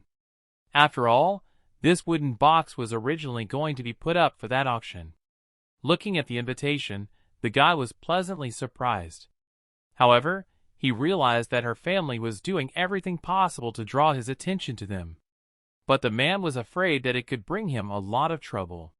However, without hesitation, he agreed to accept the girl's invitation letter and told her to tell her grandfather how grateful he was. The girl was happy, and when the man headed home, she said she would pick him up tomorrow morning. But Luo Wuji got into a taxi and said he would get there himself. Soon after, as the guard was gently treating Biao's face, the mangled and bandaged Dao turned to his master and asked if the guy they had run into was really his sister's teacher. But the embarrassed man replied that he should not ask, because today they had disgraced themselves and were defeated. After that, the man turned to everyone and told them to remember that the next time they saw him, they should be respectful to him. In addition, he asked the Taoists to prepare expensive gifts so that he could come to him personally and apologize again. Because even if they did not have the opportunity to make friends with people of such status, they could not remain enemies with him in any case. Soon, in the prestigious establishment with modern fountains at the entrance to the living rooms of the Yamaha Hotel, Luo Wuji stood adjusting the tie on his suit. Behind the reception desk stood a man in an orange suit who kindly addressed him and asked to see his invitation. Then Luo Wuji showed him his invitation with an indifferent look and, after approval, calmly walked into the guest room. In a huge corridor with a modern geometric interior, the man stood silently on either side of a crowd of respectable people who were talking to each other. Then one of the men approached Chow and said that he had seen a new face in their community. He also heard that he had great connections, so he asked the man to find out more information about him. At the same moment, Chow looked around, not understanding how a new stranger could have appeared there, because all the people who were present there generally knew each other. But suddenly Luo Wuji came into his field of vision. The man was shocked and did not understand how he got there. Chow told his friend that he knew him. The man thought he was really cool and asked him to introduce them and find out what influential family this guy was from. Chow refuted his thoughts, saying that it was all nonsense and Luo Wuji was just a small-town peasant. However, his friend said that this was impossible because that day there was a private auction, not an open one, and a person without connections could not get there. Hearing this, Chow's face became darkly confused. At the same time, Chow assured his friend Lu that he had seen him 2 days ago, and that he was a peasant with no money. The man said that in such circumstances there was no need to get acquainted with him. However, he noticed that the man's eyes were not happy when he saw him. Then he said that this guy had dared to take his girl away from him, and asked him how he thought he should treat him. Lu was surprised to hear this, and thought that the guy was bored with life. However, at the same time he furrowed his brow and waved his hand to tell Chow not to worry, because he was going to help him deal with him. Soon, all the guests were seated in the room where the auction was to be held, all dressed in exquisite dresses and expensive tuxedos. Luo Wuji sat in his seat and flipped through the pages of the auction booklet. Next to him was Chow's friend, who soon turned to the man saying that he had not seen him there before and asked him who he came to this event with. However, the man pretended not to hear Mr. Lu and continued reading the auction booklet. There was a stunned silence between the two men, and when the man got tired of waiting, he broke down and wanted to express his dissatisfaction with Luo's behavior. However, the man was immediately restrained by his friend Chow by the shoulder. The businessman turned to the apprentice and said that his friend had asked him a question and he had not answered, so he thought that the guy was mute or deaf. Lo Hen looked up and calmly said that the wind suddenly blew and raised ripples in the spring waters of the pond. Lu and Chow were shocked by the boy's answer, and Lu asked his friend if the boy was okay because he did not understand what kind of water he was talking about. Suddenly, a woman in a yellow evening dress interrupted their conversation and said that the man's words translated to, "What business is it of yours, sir?" The woman explained that the guy wanted to tell them that it was none of his business, pointing at Lu. Then Luo folded up the booklet and said that such short-sighted people like him need to study more. Otherwise, even to understand that they were offended, they would have to look for an interpreter. Hearing this, the men were extremely angry with Luo Wuji, and the woman sitting next to him could hardly contain her laughter.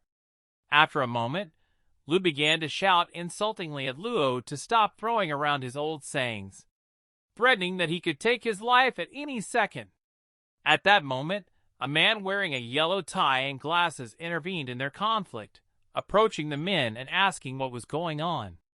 Then Lu turned to the manager Li, saying that he had come just in time because this unknown guy had strangely entered the auction and started making a scene in the hall.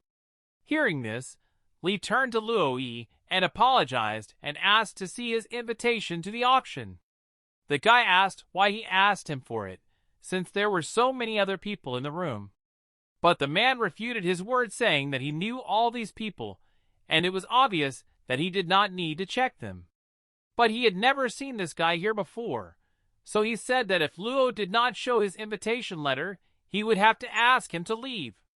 Luo Chen just smiled and confidently handed the manager his invitation letter, asking if it would be suitable for him. The men and the manager were shocked to see a real invitation in his hands.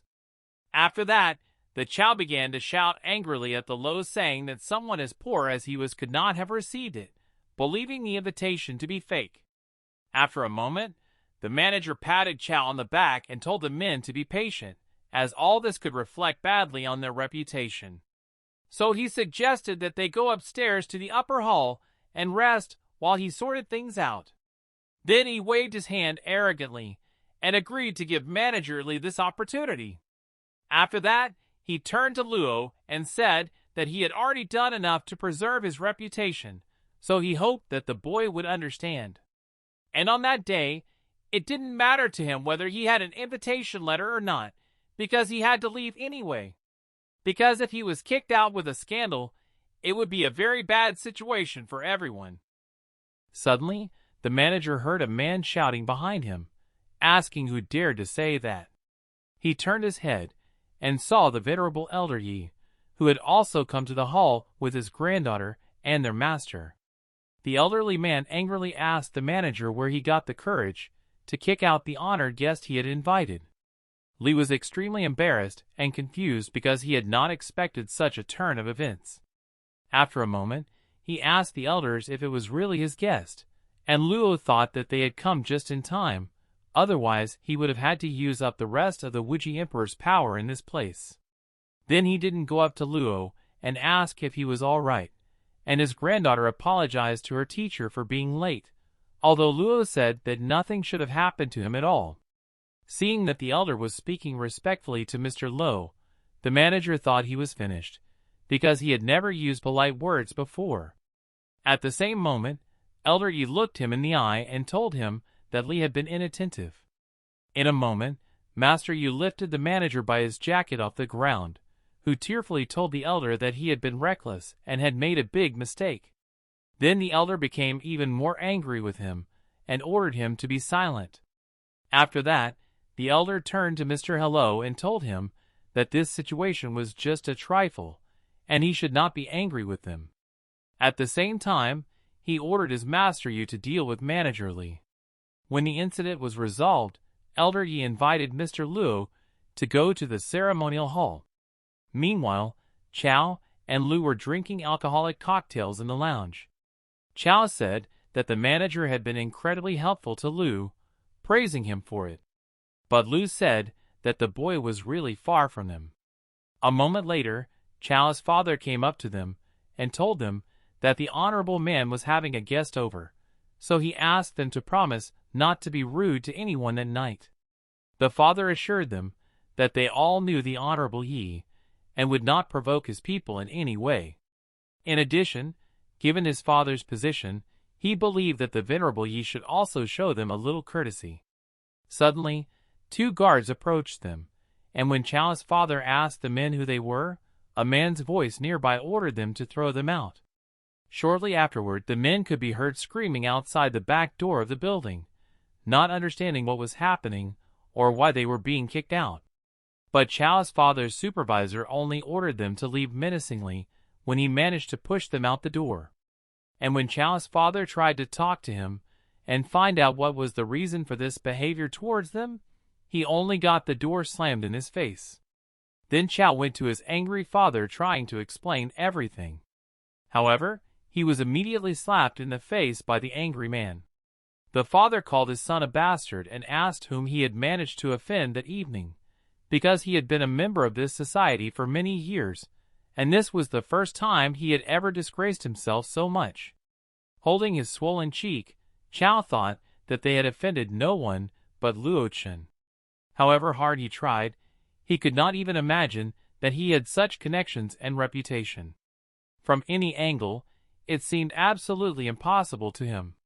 Meanwhile, the auction was in full swing, and the auctioneer congratulated number 23 on winning the dragon and phoenix pins worth 170,000 yuan. After striking a wooden gavel, she announced the next lot by pointing to a large digital screen on the stage. I hadn't expected that all the lots that were presented there were works of art or antiques. As he took a sip of coffee, a venerable Yi elder approached him and asked him to wait a little longer because a man was about to join them. The elder then kindly apologized for the inconvenience, but Luo said that everything was fine. He suspected that the elder had invited him for a reason, and it seemed that he really had something to do with him. Then the elder said that in truth the man had been with him for more than 10 years, and he had never suspected him. If he hadn't seen the fake on the train, he would probably still be in the dark. Soon after, the elder was approached by a man who apologized to him for being late. A man in round glasses and white clothes approached them and said that he was late because he was stuck in a traffic jam. Seeing him, the elder looked thoughtfully into Luo Chen's eyes. When the man sat down next to the elder, he saw an interesting guy on his right hand. Then he asked the venerable Yi who he was, and Yi said that he was a new friend of his who had a great talent in the field of object identification, and whom he was able to invite to this auction today. At first, the man showed surprise and respect for his new friend, but in his mind he thought that the elder had gone mad. After all, he could not have thought that the man would find a guy who would conduct some kind of expertise. Then he turned to the Luo and apologized for not noticing that they were colleagues with him. And Luo said that he forgave him for that. However, in his mind, the man believed that with his qualifications and experience, calling this boy a colleague was flattering to him. The man intended to teach him a lesson soon, because the boy did not even compliment him in return, but simply looked down on him.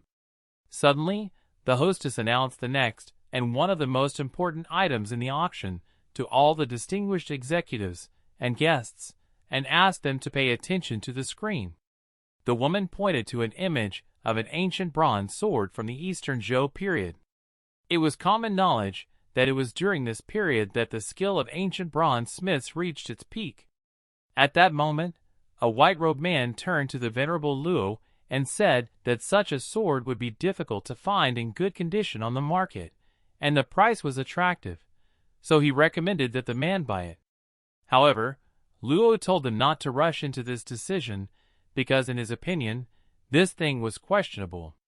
Then the man in white just smiled at Luo's words and told the guy about his experience of several decades. So he thought that the boy did not know how many checks an item had to go through to get to the auction. However, the guy firmly insisted that the sword was fake. Hearing this, the man in white clothes was extremely angry with the boy. He began to shout furiously at the boy because he believed that he could not evaluate objects just by looking at them. Watching this scene, the elder's granddaughter realized that for some reason this story was quite familiar to her. The man kept shouting that talent alone was not enough for the boy, because he had to have experience and skill like him, the experienced Tang Zhong. However, Luo interrupted him and said that they didn't need this meaningless argument and suggested that they just buy the thing and see who would be right. The white-robed man was embarrassed at first, but then smiled and said that they did not need to wait for other people's expertise because he was sitting next to them. After that, he asked the elder to confirm that he was the best expert in this matter in the whole of Tangzhou. The elder nodded his head, confirming his words. At the same moment, he asked Shuangrai to announce their price, which his granddaughter agreed to. After that, the elder asked Luo not to make a big deal of it, not that he didn't trust him, but his friend Tang was never wrong in his field of expertise. The white-robed man sat there with a look of superiority, knowing that the young man could not match his strength in his field. After all, he had been with the honorable man for more time than he had lived. Soon, the woman announced the price of 3 million yuan for the bronze ancient sword from the Eastern Zhou era, and started the countdown by asking if there were any other bidders in the room. Suddenly, from the balcony in the ceremonial hall, Shuangri raised her number 2 and offered 5 million for the sword. The woman accepted her bid and announced it to all the guests by starting the countdown again. Several guests noticed a respectable man in that seat and realized that no one dared to raise his bid. When the woman counted to 3, she congratulated the number 2 guest on receiving the 5 million yuan lot by tapping the table with a hammer. The man in white turned to the elder and said that all this time he had been studying historical information about the Zhou era. Therefore, today this precious sword has become a very rare thing even among the aristocracy. Turning to Luo, he said that thanks to the sharp gaze of the venerable Yi, they acquired it on this day because in the future it would be extremely difficult. However, the boy pretended not to listen to the man, which made him extremely angry. Then the expert jumped up and started shouting at the man, because he had been restraining himself only because of the venerable Yi. He shouted that he did not expect Luo to be so impolite and dared to provoke him again. As the man continued to shout about his decades of diverse experience, his master approached the elder and began to whisper something in his ear. After a moment, the elder patted his hands to calm his restless expert. He said that the man had made a good point about when the master took out the expert report from his case and showed it to him. The elder asked the man how he would explain it. The cultural relic examination report stated that the bronze ancient sword they had just bought was a genuine, confirmed fake. Then the man was instantly embarrassed because he did not understand how this could happen, because all the items they got there were subjected to a multi-level inspection. At that moment, they were joined by Shuangrai, who said that the expert always encouraged her grandfather to buy only fakes because he knew that the elder trusted him and would not give them to the expert. The man told the girl not to slander him, but Shuangrai said her words were true because she had just sent people to investigate the bronze sword and the fake painting from the last time. As a result, they found out that the person who had given these items to the auction was this man. He bribed the auction appraisers to get their fakes into the auction, and then he tricked her grandfather into buying them, and he made a lot of money from that. The girl pushed the man into a dead end and insisted that he admit his guilt without the appraiser he had negotiated with. Realizing that the truth had been revealed, the man collapsed to the floor, leaning his elbow on the chair next to the elderly man. Then the man turned to the elder and began to tearfully explain that he had recently had an unpleasant situation in his family and urgently needed money. But the girl interrupted him and said that the 12 shops that her grandfather had given him were enough to cover his expenses for several lifetimes. And so she asked why he was secretly saving such large sums of money. At that moment, the man could not say anything because he was sweating and his hands were out of control. Then the elder told his master Yu to take the man away from there. And the master grabbed the white-clothed man by the face and torso with his strong hands, not allowing him to do anything. After that, the elder apologized to Luo for the situation, and the man said that there was no problem. Shuangrai was furious because she could not understand why a man who had lived on their support for several decades was so ignoble. However, her grandfather told her that as far as he understood, the man did not risk himself for money. And there was definitely another person who somehow bribed him. Then the granddaughter wondered who within their city could have lured him to their side. And the grandfather said that most likely his old enemy had returned, and he might have to bother Mr. Luo. It was then that the boy realized that this was most likely the real reason why the family was so kind to him. Soon after the last very special item for the day was announced, the man asked everyone to look at the screen. In a moment, a property title map of real estate in the Panlongwang district, with a total area of 120 square kilometers, appeared on it. Its starting price was 1 million yuan. Luo looked at the screen thoughtfully and repeated the name of the Panlongwang district again. The girl asked her teacher if he knew that a few years ago, real estate in this area was worth more than 10 billion, but now it was a problem. Luo Chen was interested in the girl's words, so he asked her to explain why this happened. Shuangri said that before that, All 3 developers of the area had died under mysterious circumstances, along with the entire construction team. In total, dozens of human lives were destroyed in a few years. However, during the investigations, the bodies of the people who died there did not show any injuries or diseases. In addition, the girl whispered in her teacher's ear that yesterday a dead taxi driver was found in the same area, but no injuries were found on him or his car. At that moment, he thought about hearing about the taxi driver from the student. Meanwhile, the anchor announced the last price for a property right in the neighborhood. And if no one bid, they would have to deal with the auction that didn't work out. People in the audience were talking about how this used to be the most expensive piece of land in the whole city, but today it was given away for almost nothing. But even now no one wanted to buy it, because buying it put the owner in danger of losing his own life. And when a sweaty woman swung a wooden hammer to announce the last price for the property, a male voice from the audience shouted the price of 1 million yuan. As a result, Luo Wuji announced to everyone that he was buying a property in the Panlongwing district. All the guests who were present at the auction looked in amazement at the balcony where Luo Wuji was standing. They did not understand who really dared to bid on this lot, and where this guy came from. Then the woman who announced the lot froze on the spot with her mouth open, and her boss, at that moment, whispered to her irritably to start counting down and hit the hammer as soon as possible. The woman came to her senses and hit the gavel, starting to count down with Luo Wuji's bid of 1 million yuan. As Luo watched the woman intently, another woman dressed in black clothes stood next to him on another balcony. The stranger was extremely interested in the guy's personality. Looking at him, she thought that if this man could stay in the neighborhood for 7 days, it would be beneficial for her to meet him. At that moment, Shuangrai asked her teacher in horror what he was doing, because what she had just told him was not a joke. Then the venerable man was also sweating and asked him to think about it seriously. But Luo told the two of them to be calm, because he knew he would be fine, and adjusted the crib. The granddaughter looked at her grandfather with a confused look, and he nodded his head in response. Suddenly, the girl saw a black bank card in front of her, which in a moment was quickly in her hand.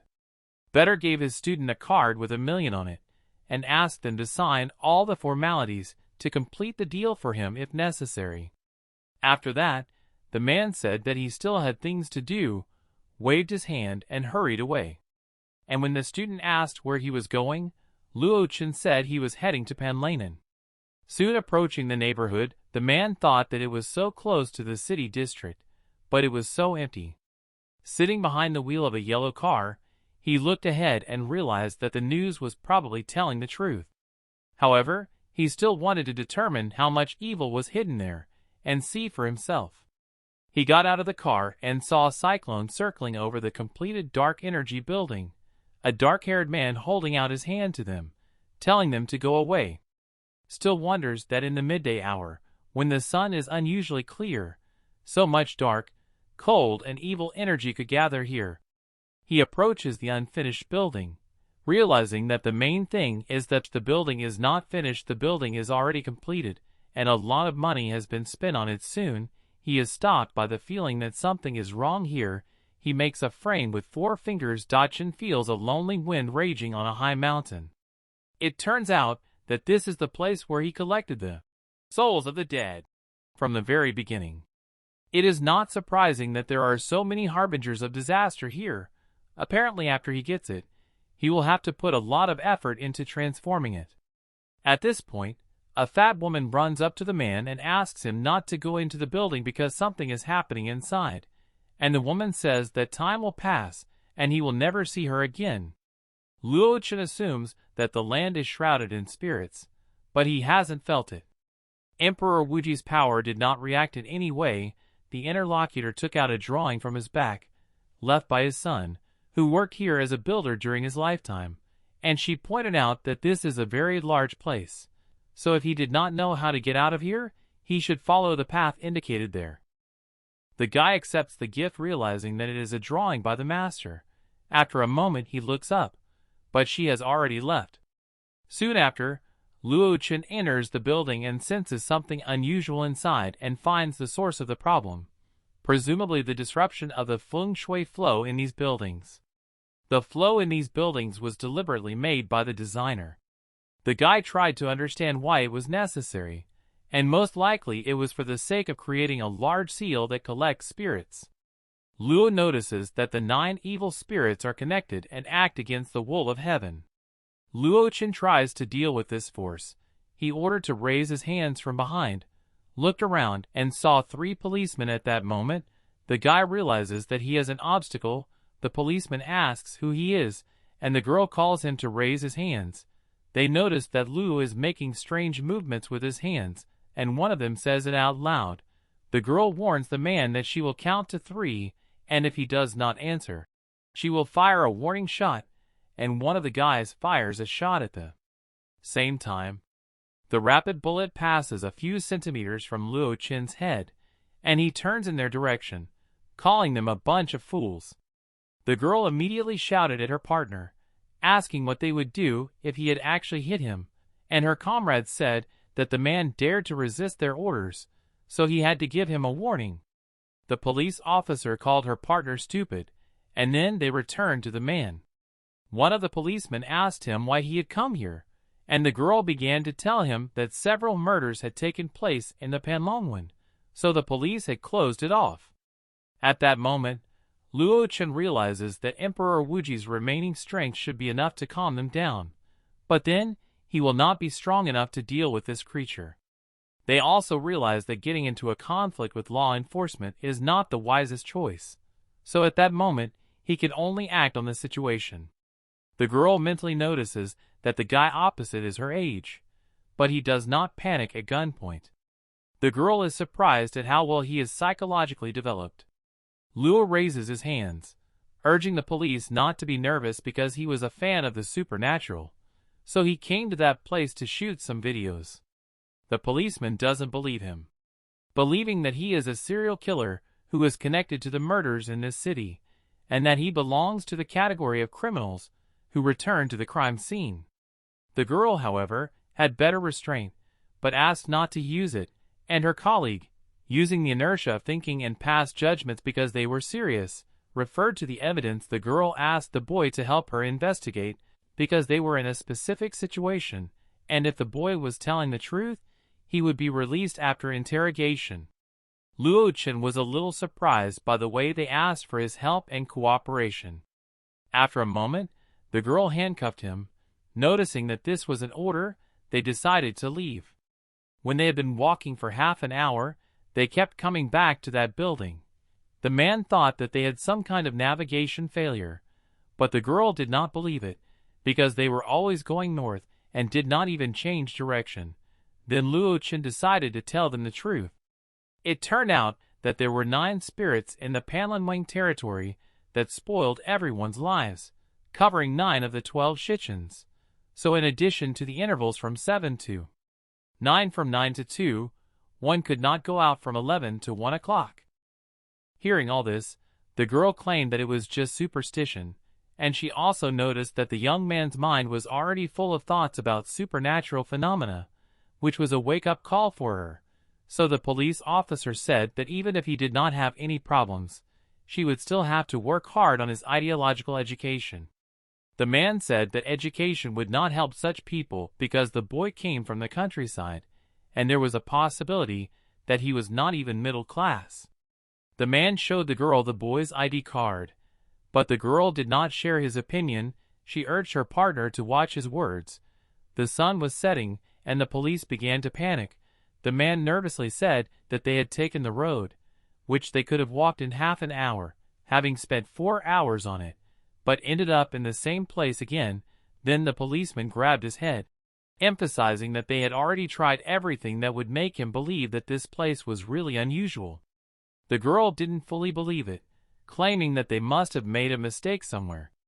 Luo Chen realized that this girl was very unyielding, because she was stubbornly dragging them here until the evening, and he realized that it was about 5 or 7 p.m., and those guys could show up at any moment.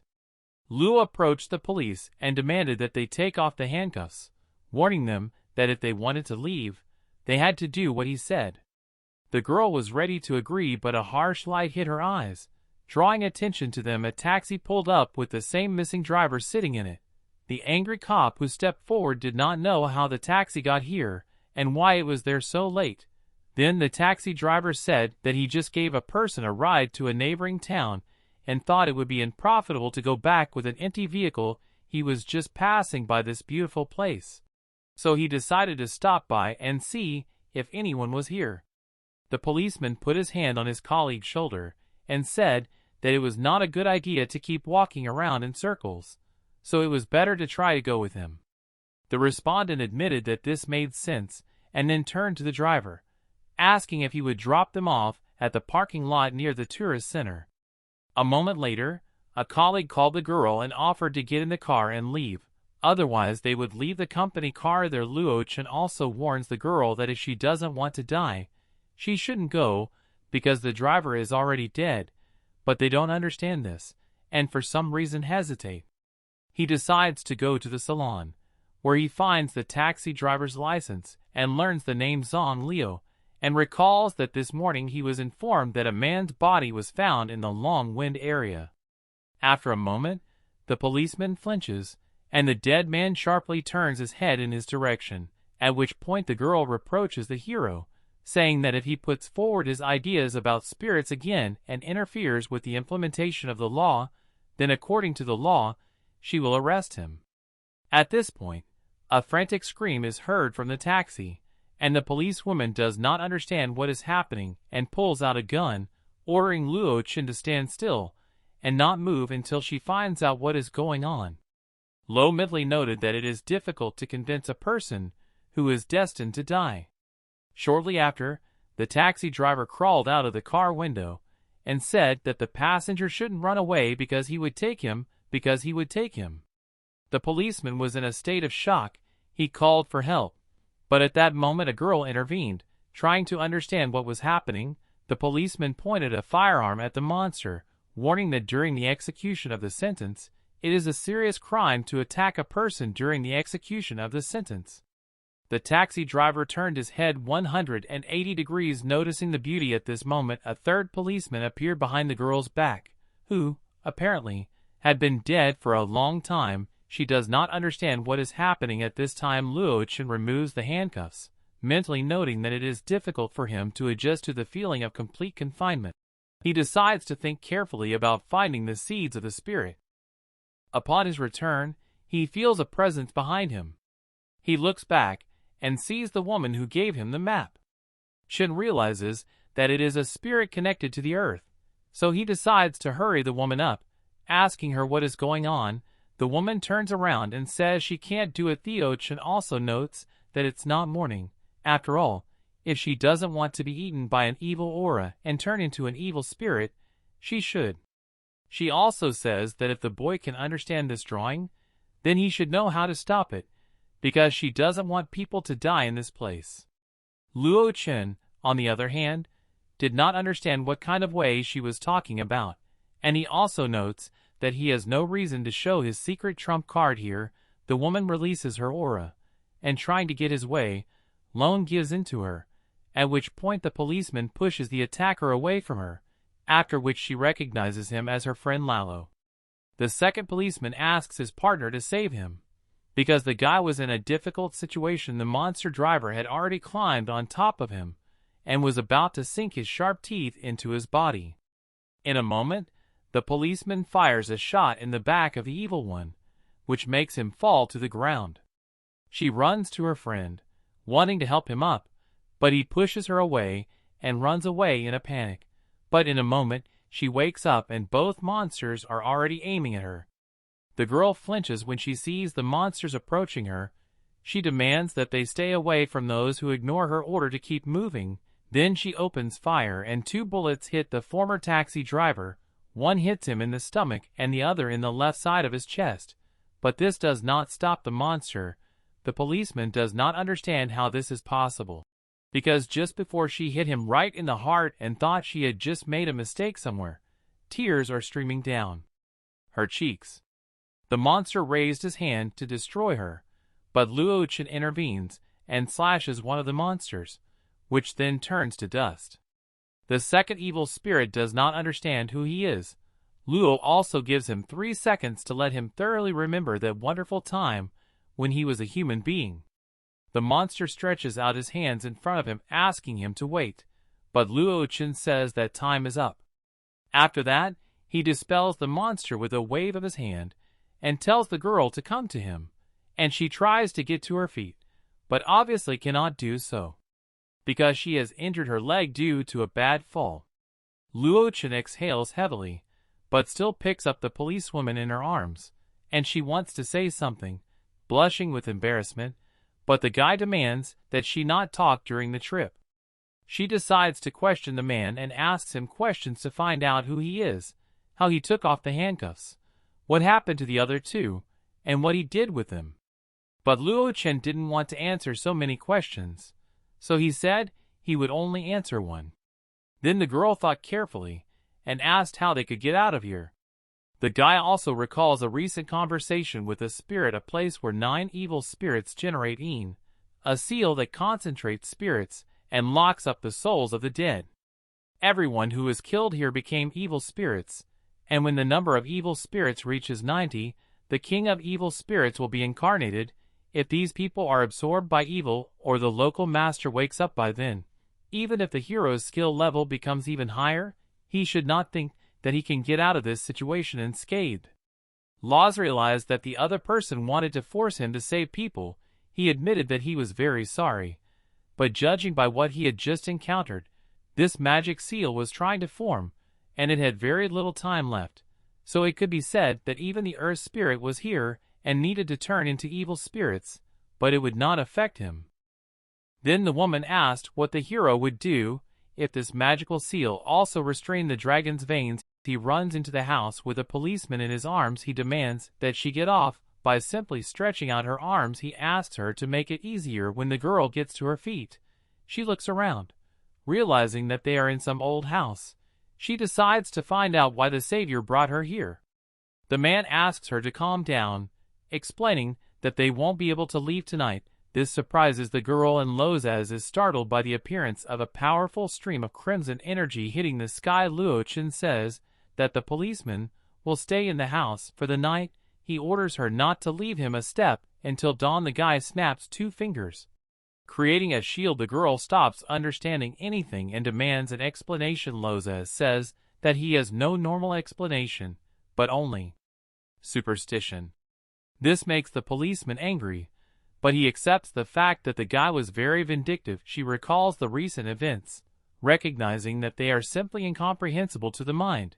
Even if she experienced it firsthand, she still could not believe that supernatural forces could really exist.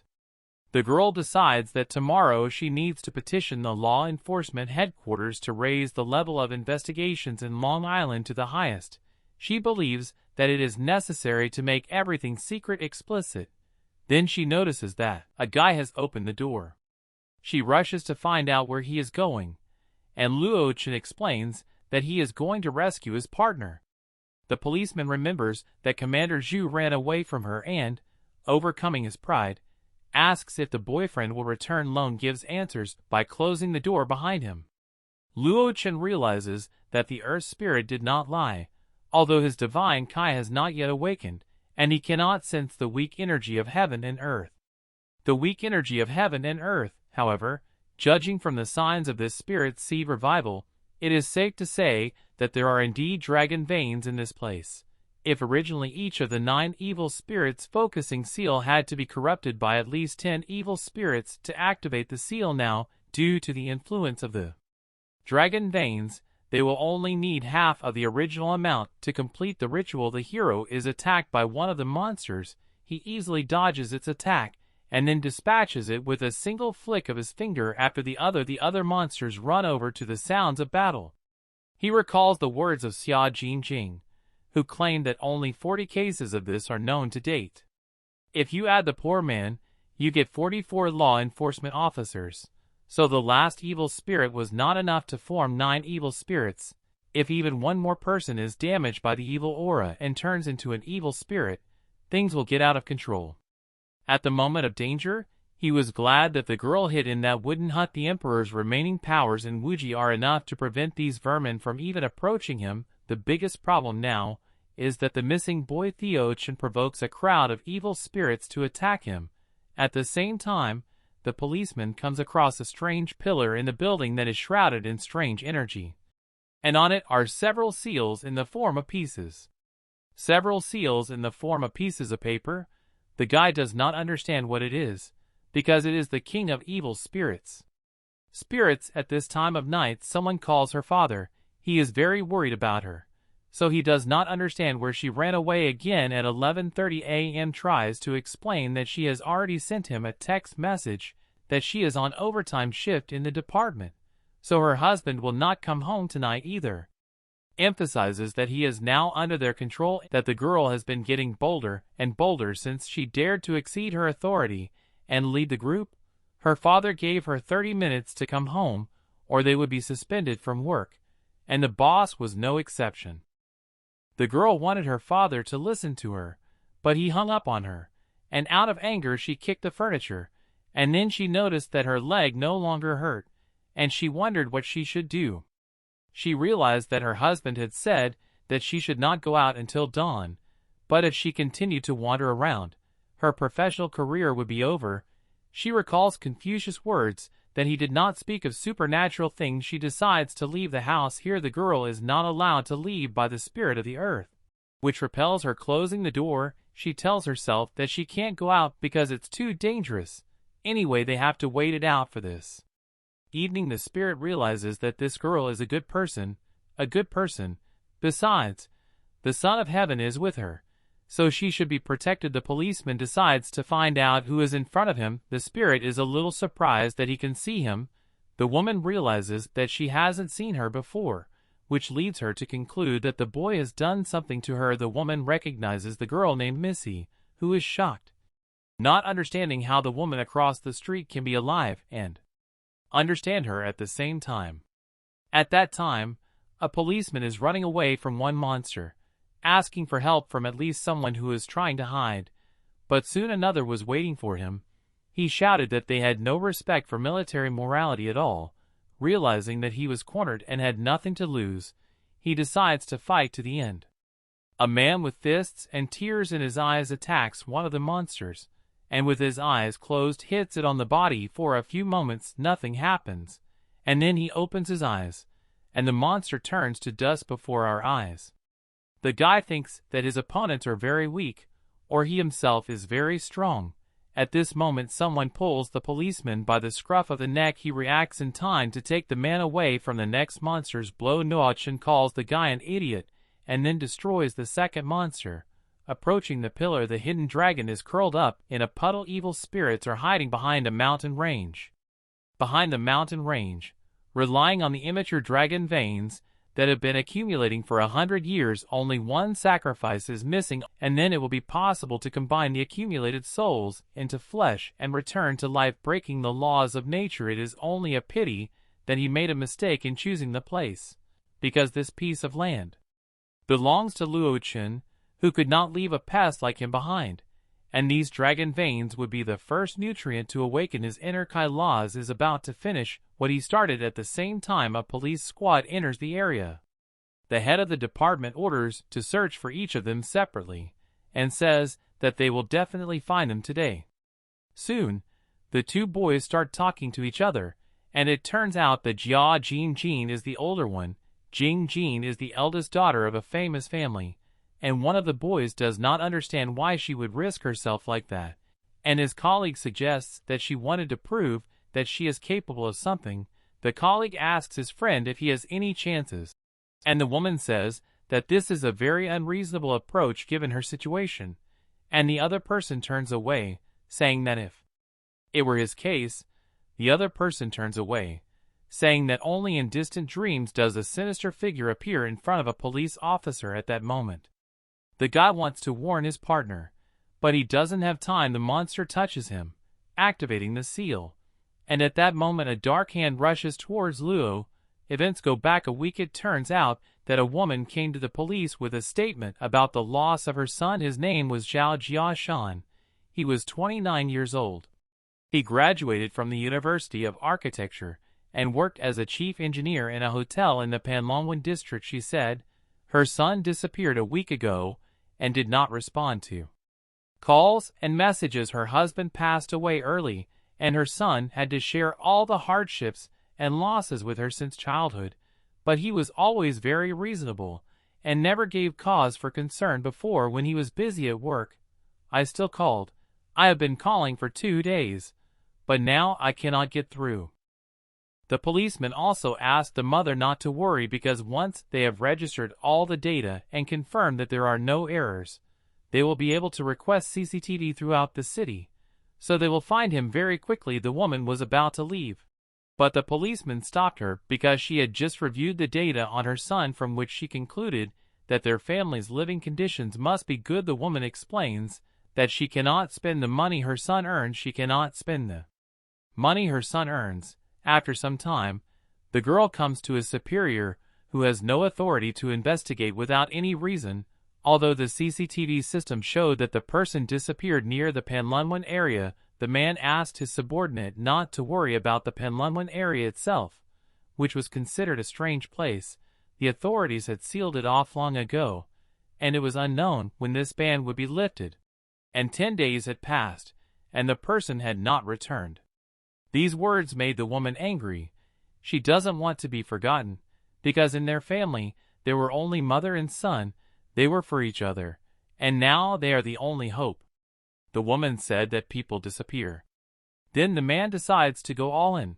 If she calls her father now, and he agrees, he will immediately apply for a temporary lifting of the ban and assign his investigators to her. The chief turns away, saying that she will have to find a way to do it herself, because he does not dare to take such responsibility. The policeman turns around and says that she will go to the main department to ask for help. The man decides to tell her that the day before yesterday this woman came again, and he kicked her out so that she would not come again. The subordinate could not stand all this psychological stress. The woman saw 2 colleagues carrying a body for examination. Commander Zhu says that this is the body of the deceased woman, which was found by fishermen on the beach this morning. According to preliminary data, the place of death should be in the area, but it is not known what the woman was doing there. The colleague showed a photo of the deceased. Police Commander Zhu asks what the girl then searched for in the system about the dead photo, and shows the same woman who came to her a few days ago about the loss of her son. The policewoman's hands were shaking, and she promised that she would conduct a thorough investigation. The case at the same time lobbies a new enemies. Punch. It makes him fly back a few meters, falling to one knee. The unknown man says that his body and internal fluid were imprisoned in the grave, and he was a rotting corpse for over 600 years. He asked the 2 boys. A policeman interrupts the conversation, believing his ears and eyes, and the awakened dead man sees this as a gesture of arrogance. He also heard Luo trying to take over his powers, which he had been saving for 100 years, which he had been collecting for 100 years. This crime deserves the highest punishment. But despite Lu Qin's strength, he is still driven into the wall. The essence admits that if the enemy had appeared a few days earlier, he would have been considered a worthy opponent. The hero's glasses falling off his face, he admits that he is indeed a little sorry, because he wanted to wait until the spiritual seed was fully recovered before gradually directing his spiritual forces towards awakening. A moment later he comes out of the wall, stretches out his arms, and says that he rarely gets a chance to meet a good target, so it's time to test his abilities.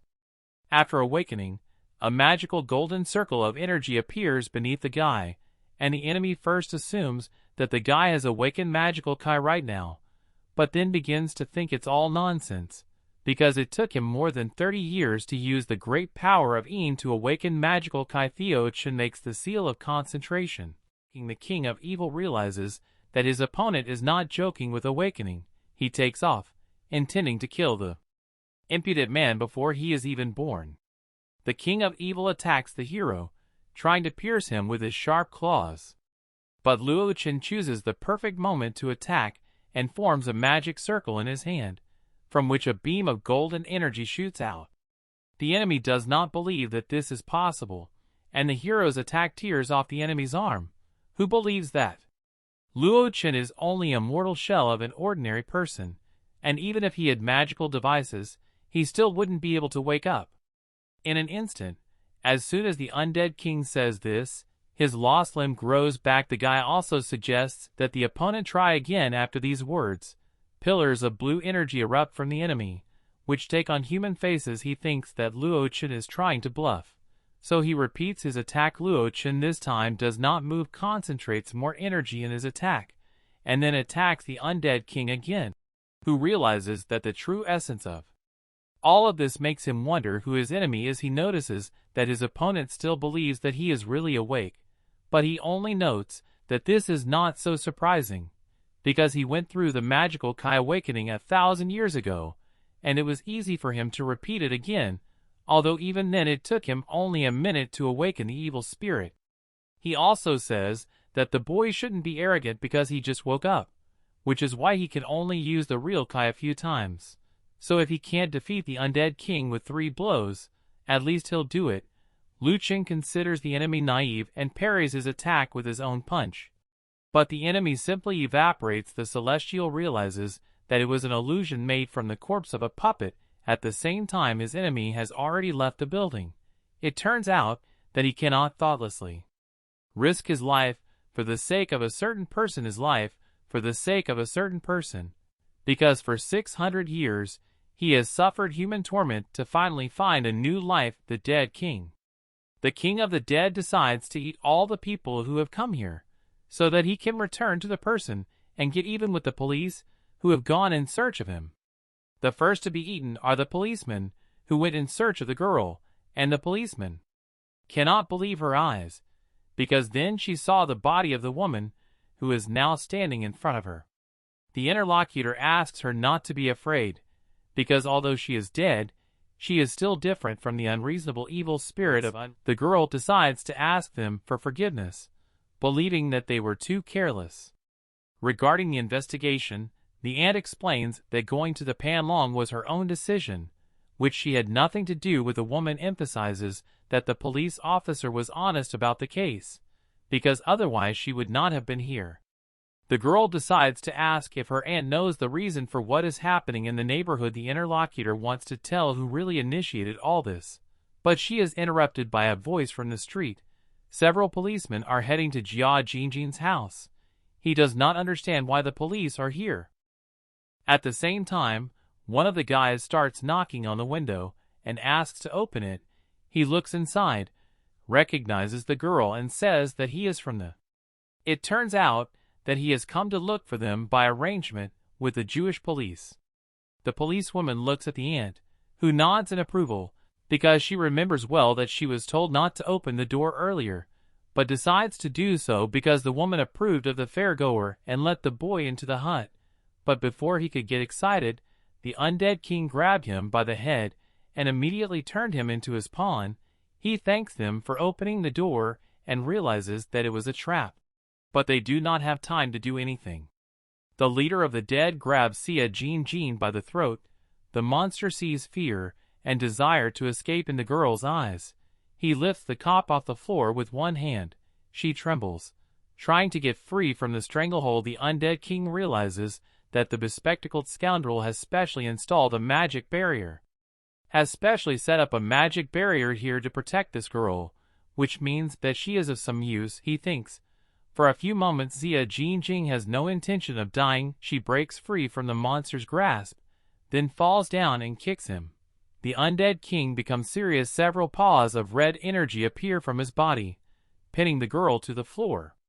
At that moment, he remarks that her courage is to be commended, but nothing more. A beam of dark crimson energy shoots from the dead man's hand, which is about to pierce the policewoman's head, but an ant covers her body with siege wounds before she dies. The woman recalls Shin. One day she contacted her son via video call. The woman asked how her son was doing and mentioned that in a few days he was supposed to celebrate the new year. The young man is texting with his boss, asking the director of the new company to postpone the deadline so that they can organize everything properly. The boss says that he has already signed an agreement with the corporation, so he will need to approve the project as soon as possible. The young man says that his mother was told that he would not be able to come for the new year, and the woman was not happy that her son had not come to her for 2 years. He also explained that he had a lot to do. The woman said that this did not mean that he could not rest and could not return home. She was worried that her son would ruin his health. She encouraged him to take care of himself. She remembered what happened at the festival in the middle of autumn. She lived in the apartment he rented for her for 3 days, but saw him only once. When he was 8 years old, he came at 8 and left again, and she began to get the impression that her son was not going to work and that he was a serf. These words made the boy angry, and he said that now everyone is ready to exchange life for money, and if he does not do this, they will stay in the village forever. The son recalled that moving to Tanj cost tens of millions, and it was foolish to count on the pennies his mother earned with her scams. He doesn't like his mother studying feng shui all day long, because if she had been doing something serious back then, his father wouldn't have had to work 2 jobs, and he wouldn't have been hit by a car. His memories were jumping. The guy was walking to a high-rise building under construction in Tanghu. The phone rings abruptly, forcing him to step back, and Zhang calls him. The guy assumes it will be about his mother, so he admits that he had too much to drink on New Year's Eve, so he will settle things in 2 days and go home to apologize to her. The woman claims that Sean is not listening to her at all. It turns out that his mother is sick, and the boy immediately asks what she is sick with, and whether it is a serious illness. He does not know, but his mother does not even get out of bed, so the woman advises the boy to return immediately. Sean thanks the woman for informing him and hangs up, wondering what to do, because tomorrow he is scheduled for an inspection from the management. The young man did not notice that while he was talking, he approached a cliff, when suddenly a small piece of ground he was standing on breaks off, causing the ground he was standing on to break off, causing the young man to fall from a decent height and hit his head hard. Shen asks for help, because he doesn't want to die, because his mother is waiting for him at this time. The king of evil spirits intervenes and says that if he wants to survive, he must do his will. In a moment, dark energy envelopes the boy, who calls for his mother. The king of evil spirits is confronted by Shen, who, remembering what happened, begins to accuse him of killing his mother. It turns out that they had an agreement. The architect builds a tower with 9 evil spirits and helps him revive his spiritual powers, and they will release him from control and give him freedom. But the guy said that he wanted to see his mother, so he didn't understand why his partner killed her. The monster smiles, saying that he is not the real criminal, pointing his finger at Luo Wuji, who entered the hut. The dark entity claimed that if this man had not ruined their great plans, Shen would have been reborn and reunited with his mother long ago. The king of the dead urged the boy to take out his hatred on the hero and dutifully kill him. Then Jin grabs Luo Wuji by the jacket and tells him to hurry up and leave, because he is not like other evil spirits. This is the end of Shen's transformation. A robe appears on him, and a dark force literally hangs around his body. At that moment, Luo Wuji notices that the opponent's strength has increased significantly, so it was a good opportunity to practice. Luo Wuji also noted that no one was able to accomplish what he said. The king of the dead does not understand how this is possible, since his enemy could have burned him. Spirit, he also mentally notes that Emperor Wuji has completely exhausted his defenses, which means that his powers are weakened compared to what they were before Xia changes. Hides behind the back of the trembling hero. The dark energy that enveloped Chang's body dissipates. Realizes that the spirit of the king of evil spirits has disappeared, but now he will not be able to see his mother for the last time. He asks to be killed. Then a chubby hand falls on the architect's cheek. He opens his eyes in his lap. His mother notices that her son is finally awake. The policeman is surprised that she has not disappeared. Luo also explains that this place has the ability to concentrate spirits and lock up souls, so a scattered soul only needs to try a little, and then it can return. The son apologized to his mother, saying that he shouldn't have said those rude words. the boy's face was covered with tears, and the woman only says that he has always been his mother's pride. So his mother could not be angry with him, and admitted that it was she who failed to create a good environment for him. Shin's mind recalled how he failed an exam, and how his classmates then made fun of him, saying that his mother was a charlatan and could not predict people's fates, while it is known that the woman herself forced her son to work constantly to get rid of the difficulties that life brought to their family. She saw how hard he was trying, so she always wanted to help, but she only added to his tension and irritation. She is the one who needs to forgive. Shung notices that his mother's spirit is beginning to crumble before her eyes. Asks that her son live a good life. The boy's mother leaves, leaving a blob of energy in his hands. Afterwards, Lopud walks over to him. Noting that the time has come, it turns out that their meeting was his mother's obsessive desire, and as soon as it was realized, these shackles immediately fell off, and as a result, she returned to the other world and entered the circle of life reincarnations. Now it was the boy's turn to make his choice. Sean radiated a bunch of Luo Chen's energy, claiming that he did not absorb human souls, but only extracted some of their young energy.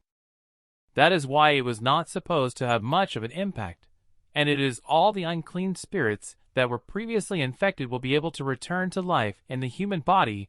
He also notes that if he returns all the souls, he will lose the powers that protect his own life, as well as that evil spirit will disappear from this world.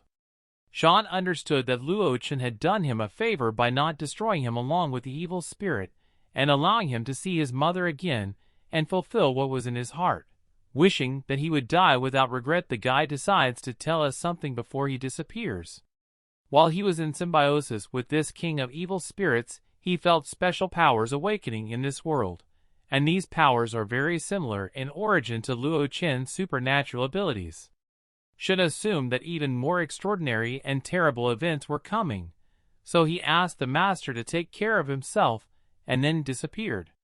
Luo Chen was training in his hotel room, sitting in the lotus position, concentrating on his powers, when he was distracted from his training by a phone call from a star who decided to ask if he was free in the evening, because she wanted to invite him to dinner. The girl was very happy about this, and then made an appointment at 8 p.m. at the Teniu.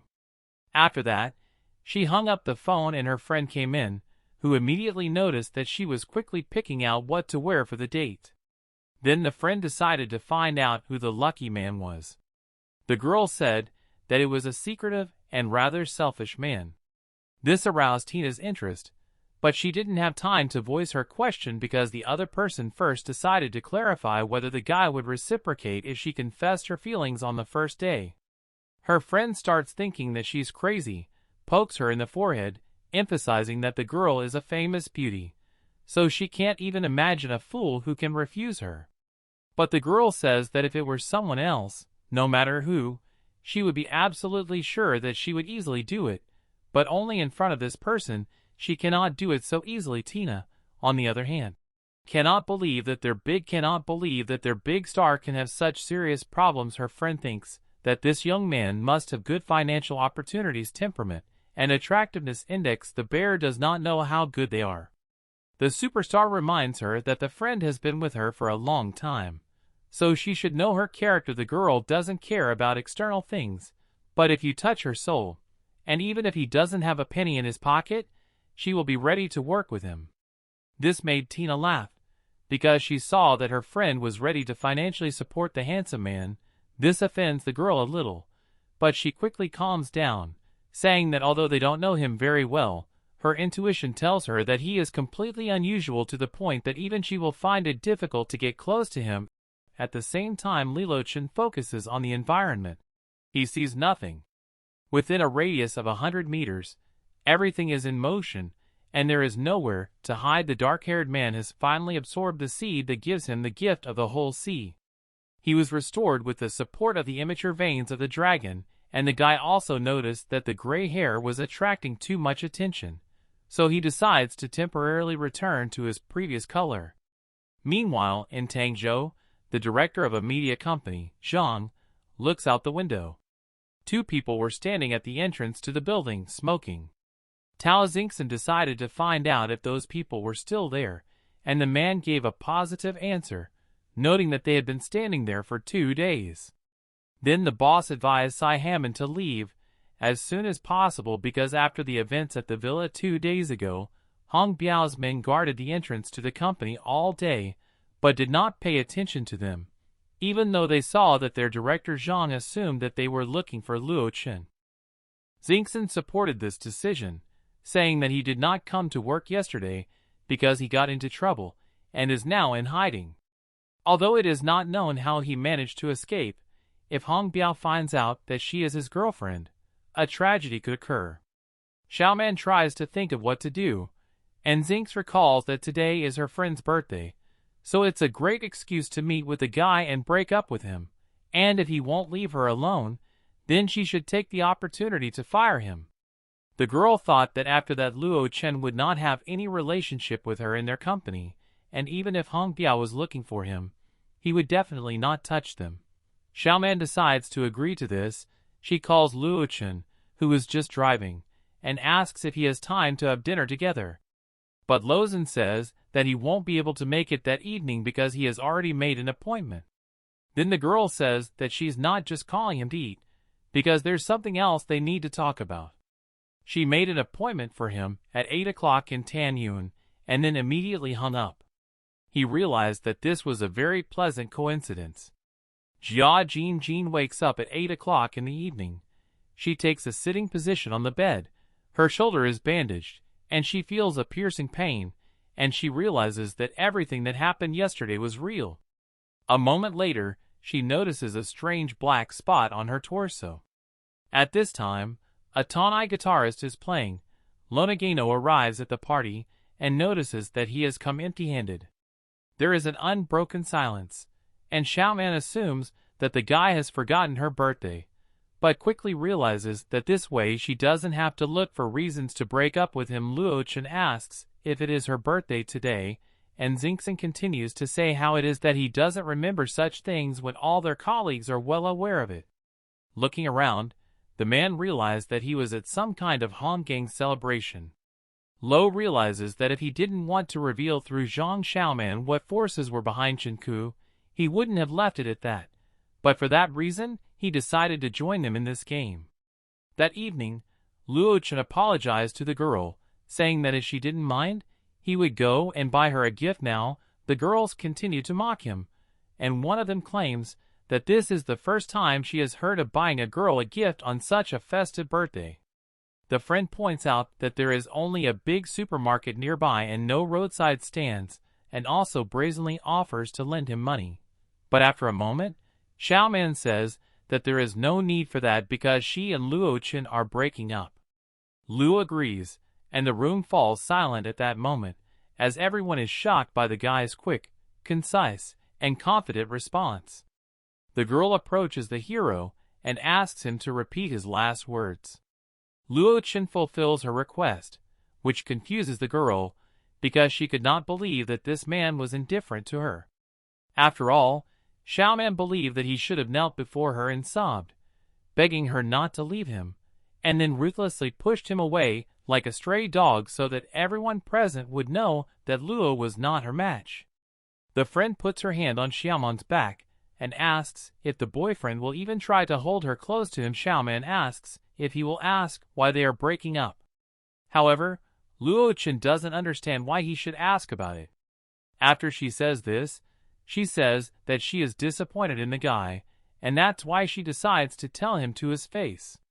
Xiaoman says that if she didn't feel sorry for him, he would definitely not be able to find a girl with such conditions, because he has no car, no apartment, and not even a job. Suddenly, a voice from outside argues that this is not necessary, and Lan Bei interrupts the conversation, saying that if you like someone, you can love their temperament, knowledge, character, and upbringing, but you cannot love them only for their real estate, cars, wallet, and prestige. Director Zhang and Qin are shocked that the land buyer came to them. The star ends her speech by saying that otherwise it is a monetary and erotic exchange, so she explains why put them in a love shell if it doesn't make sense. Xiaoman doesn't understand what she is talking about, and Lan walks by her. She touches the hero, saying that she has something for him. The star takes the microphone and starts singing a song about how she likes his cold attitude, his style of speech and little tricks, and that the fight for him is too cruel. She wanted to take his hand and cross the road, because they wouldn't need many maps, because happiness was already at the next station. For some reason, Luo Wuji was pleasantly surprised by such an emotional song dedicated to him. Xingxin immediately realized that Lan was going to confess her love to the guy, which shocked the girl. Director Zhang was also shocked. He asked to pinch him because it couldn't be real. The superstar asked Xiaoman if she would like to ask what she wants to say right now. But Xiaoman was in such a state that she couldn't answer, so the actress explained herself that she wanted to say that such a good man is quite difficult to find, and she just turned him down. Although it is very noble of her to say these words, Xiaoman started screaming, claiming that Luo Wuji had betrayed her. Qin also noted that from the outside it was clear that the whole thing was planned in advance. A third friend also joined in, calling him a bastard. But Luo takes a step forward and asks if Shang Zai wants him to tell everyone about her relationship with Zhang Qiu. The interlocutor nervously gives a negative answer. Then her colleagues start whispering, and the girl herself realizes that the rumors have already spread. Kai shows up with his arm bandaged and says that insulting a girl with words is a real talent, so if he has the courage, he's ready to show him a few tricks. Principal Zhang immediately takes Kai's side, saying that Luo Wuji has long disliked him. The boy's girlfriend remarks that if he is not taught a lesson, he will really think he is special, having been recognized by others. The bully comes forward, noting that his opponent doesn't complain later that he, having studied sin for 10 years, can only humiliate the weak because he fights with one hand. So the brunette only needs to hit him once and that's it, otherwise Luo Wuji won't be able to get back on his feet. He turns away, saying that he is not interested. Kai asks if the guy is afraid, but he doesn't care, so he attacks him with his whole arm. Luo Wuji stops Kai with a single punch to the chin, noting that people like him cannot take a single blow, but they like to show off their insignificance. And they don't arouse the slightest interest in him. After the guy hits him, Kai falls to his knees, losing consciousness, and everyone around him takes a few steps back and begins to fear Luo Wuji. At the same time, Xiaoman can't believe her eyes, because Wang Kai used to be a champion in Santa, and Luo Wuji knocked him out with one punch. She remembers that when they were at university, he didn't even know how to play basketball and was just a nerd. Xiaoman tries to understand how her ex could have changed so suddenly beyond recognition. Kai's girlfriend tries to bring him to his senses. She is very worried about him. At the same time, Xingxin called the police and their director. Zhang shows up and says that he, as the director of the marketing department, is firing him from his job, and he will write in his characterization that he beat up a family member of his colleague. He wants to fire him so that he will never find a job in his life, because the employer did not understand how the man had the nerve, because it was obvious to them that this fool started the fight first, and he was just defending himself. The actress also noted that work and personal life should not be mixed, because this fight had nothing to do with work. But Director Zhang says that he didn't have to hit them because he is the head of this department, and the boys are his direct subordinates. Lovey then decides to clarify whether this means that a direct superior can fire a subordinate without any reason, and when the man gives the correct answer, he adds that the brunette should return to the company immediately to pick up his belongings. Luo Wuji passes the phone to the star and asks him to call one number and tell him his address, as well as that Luo Wuji is waiting for him. Lan Bayer was a little hesitant, but still fulfilled this request. Director Zhang did not see any danger in this, saying that even if the king himself came here today, it would not save the boy. Xingxona remarks that Luo Wuji simply does not want to be ashamed of who he claims to be. Then a familiar girl with red hair comes out of the crowd, and Kai's friend is the first to address her with a big request to arrest the rude hillbilly for hitting her boyfriend. A moment later, the policewoman approaches the hero to find out if this is really true. Suddenly, Lon Bayer comes out and says that Luo Wuji is not guilty, because these people started it, and now they will finish it. Jing Jing recognizes the superstar. She is amazed that such a media personality is next to the hero, and even makes excuses instead of Luo Wuji, and she begins to wonder what is going on here. At that moment, Director Zhang demands that the policewoman not listen to this nonsense, because they have called the police and there was a man injured in front of her eyes, so they should arrest the guy anyway. So she only agrees to this, but she points out that this area is not under her jurisdiction, and law enforcement agencies have strict limits on investigations, so if they have already called the police, they should wait until another police officer comes. These words confuse the people who complain. The policewoman says that she is here on another case, and with a thoughtful expression approaches the hero when he asks if he is the one she was looking for, and gives a positive answer, saying that she wants to live with him. These words stun those around her. Luo Wuji remarks that they are not that close to each other. Jean makes excuses, saying that it is not excusable, saying that it is not in the same sense, because she just wants to live next to him in her mind. She explains that it will be much safer that way. These words hurt the superstar, so she comes forward and clarifies whether the police officer is used to using her privileges on the ground. Bayer says that if she wants to admit to such things, she should do it in order. Kai has already recovered. His girlfriend is surprised that two girls are competing for the man's girlfriend. Director Zhang remarks that this officer is as good as a superstar, and that they are both beautiful. Tai also recalls what her friends said about Luo Wuji never finding a girlfriend in his life. Xiaoman thinks that these fools are blind, because this guy doesn't even have a job.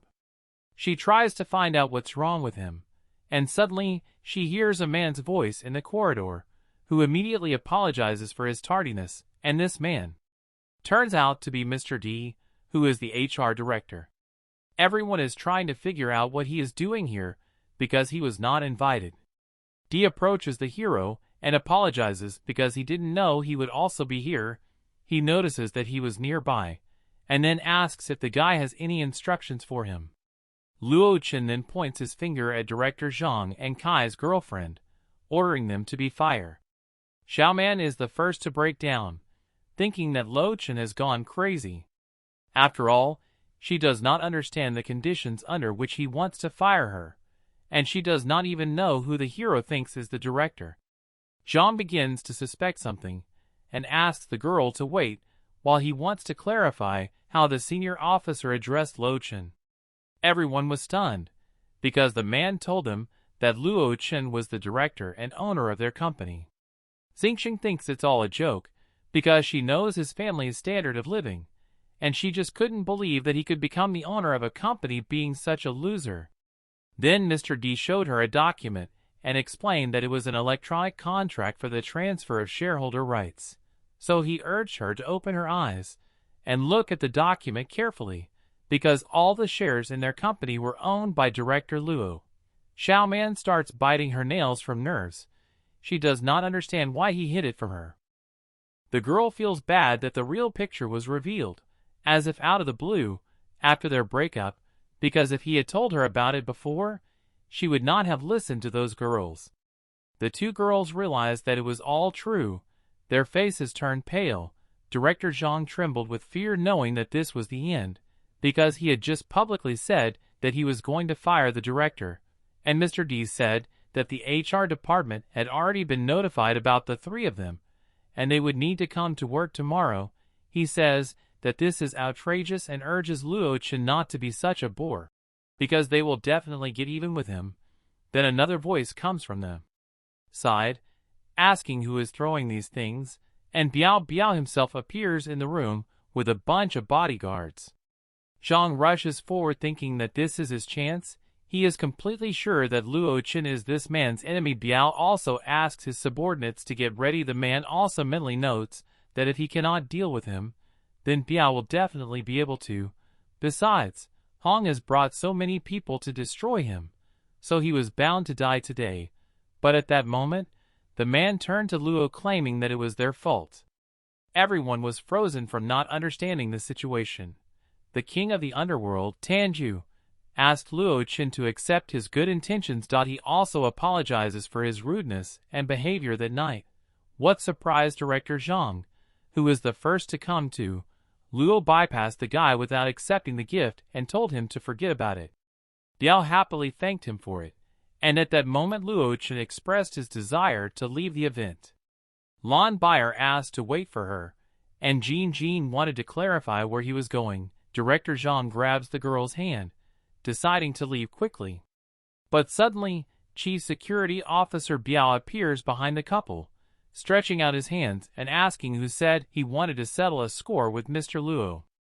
The man then points his finger at the girl, saying that it wasn't him, but they were already surrounded. At the same time, Luo returned to his room. The two girls followed him. The atmosphere in the room was very ambiguous, and the women were clearly hostile to each other. In the end, they both couldn't stand the tension, and turned to the guy. Luo Chen still decides to clarify what the two girls are up to. Jin claims that she wants to stay with him for the night. The star also mentions that the guy has already told her that they don't know each other very well. The girl remarks that it would be inappropriate for her to stay here after that. The police officer claims that she was looking for the guy, and also notes that she is not the only one who does not want to let her opponent go. Emphasizes that they had previously agreed to meet, and this is still different from her coming uninvited. The girl with red hair asks the guy to wait, explaining that after yesterday's incident with him, something strange suddenly happened to her body. Hearing these words, a strange picture formed in Lan's mind. The woman saw the star literally reading her rival's thoughts, emphasizing that this was not what she was thinking at all. The star looked away, claiming that she hadn't thought about anything like that. After all, she remembered that Luo Chen is not the type to be easily swayed by a woman's charms, because even in that situation, he did not get outraged and did not release her hands. While the blue-haired girl was thinking about this, her rival asked the guy to look at her problem. She pulled back her shirt, revealing the stain. Do notices this and throws her shirt off her shoulder, leaving her in her sleepwear. She doesn't like such dirty methods, but she can't just admit defeat. The man explains to her, saying that she is also unwell. The woman pushes the star away, asking her not to triple these ridiculous scenes, which opens up a problem area. Lan and Luo Chen see black spots on the policewoman. Lan thinks it's some kind of skin disease, mentally noting that girls should take care of their bodies. The opponent is very hurt by this, but something serious does not have time to happen, because Luo intervenes and explains that these are the remnants of the corpse poison of the king of the evil one, but there is nothing to fear, because this power has exhausted itself and this trifle will disappear in a few days. The girl has her doubts, but Luo interrupts her, saying that it is her business to believe or not to believe, and he goes to bed. The star mentally admires the fact that Luo Chen understands the art of healing, and she only better understands that this is really a man she likes, and he is not like the others. The woman changes her clothes and blocks her way to the bedroom with her body, saying that she is not finished yet. She asks if the man knows director Wang Fu. The woman also pulls out a document from his pocket that shows that she is a police officer, and then notes that she now suspects that Wang Fu's disappearance is closely connected to Lan Bayer, which is also involved in his case. She calls on them to start cooperating with the investigation. The star is also shocked that Wang Fu disappeared. The officer goes on to say that 4 days earlier, the director Wang Fu went missing at the villa, and through the surveillance system, they found that the last place he was the villa. She says that Wang Fu last appeared in this room, and the last people to see him that day were Luo Chen and Lan Bayer. The girl doesn't understand how this is possible. Lovey decides to clarify whether the girl wants to arrest him. He also remembers that he saved her, and she wants to thank him in this way. Jia Jin says that this is called distinguishing between work and personal. The man then repeats these words, and then leans over the The police officer recalls that she brought people to this room this morning to conduct a thorough search, but they could not find any relevant elite, and judging by the specific abilities Luo Wuji demonstrated yesterday, there must be something suspicious about this. She realizes that ordinary judgment cannot serve as evidence. She turns around and sits down on the bed. This surprises the hero, so he asks what she is going to do. The girl with red hair says that she just won't leave, even though she has no objective evidence yet, but since she is a police officer, she has the right to follow the suspect. The fair sex is sure that the guy will give himself away. Lon notes that if the policewoman doesn't leave, she won't either, so she sits on the same bed on the other side.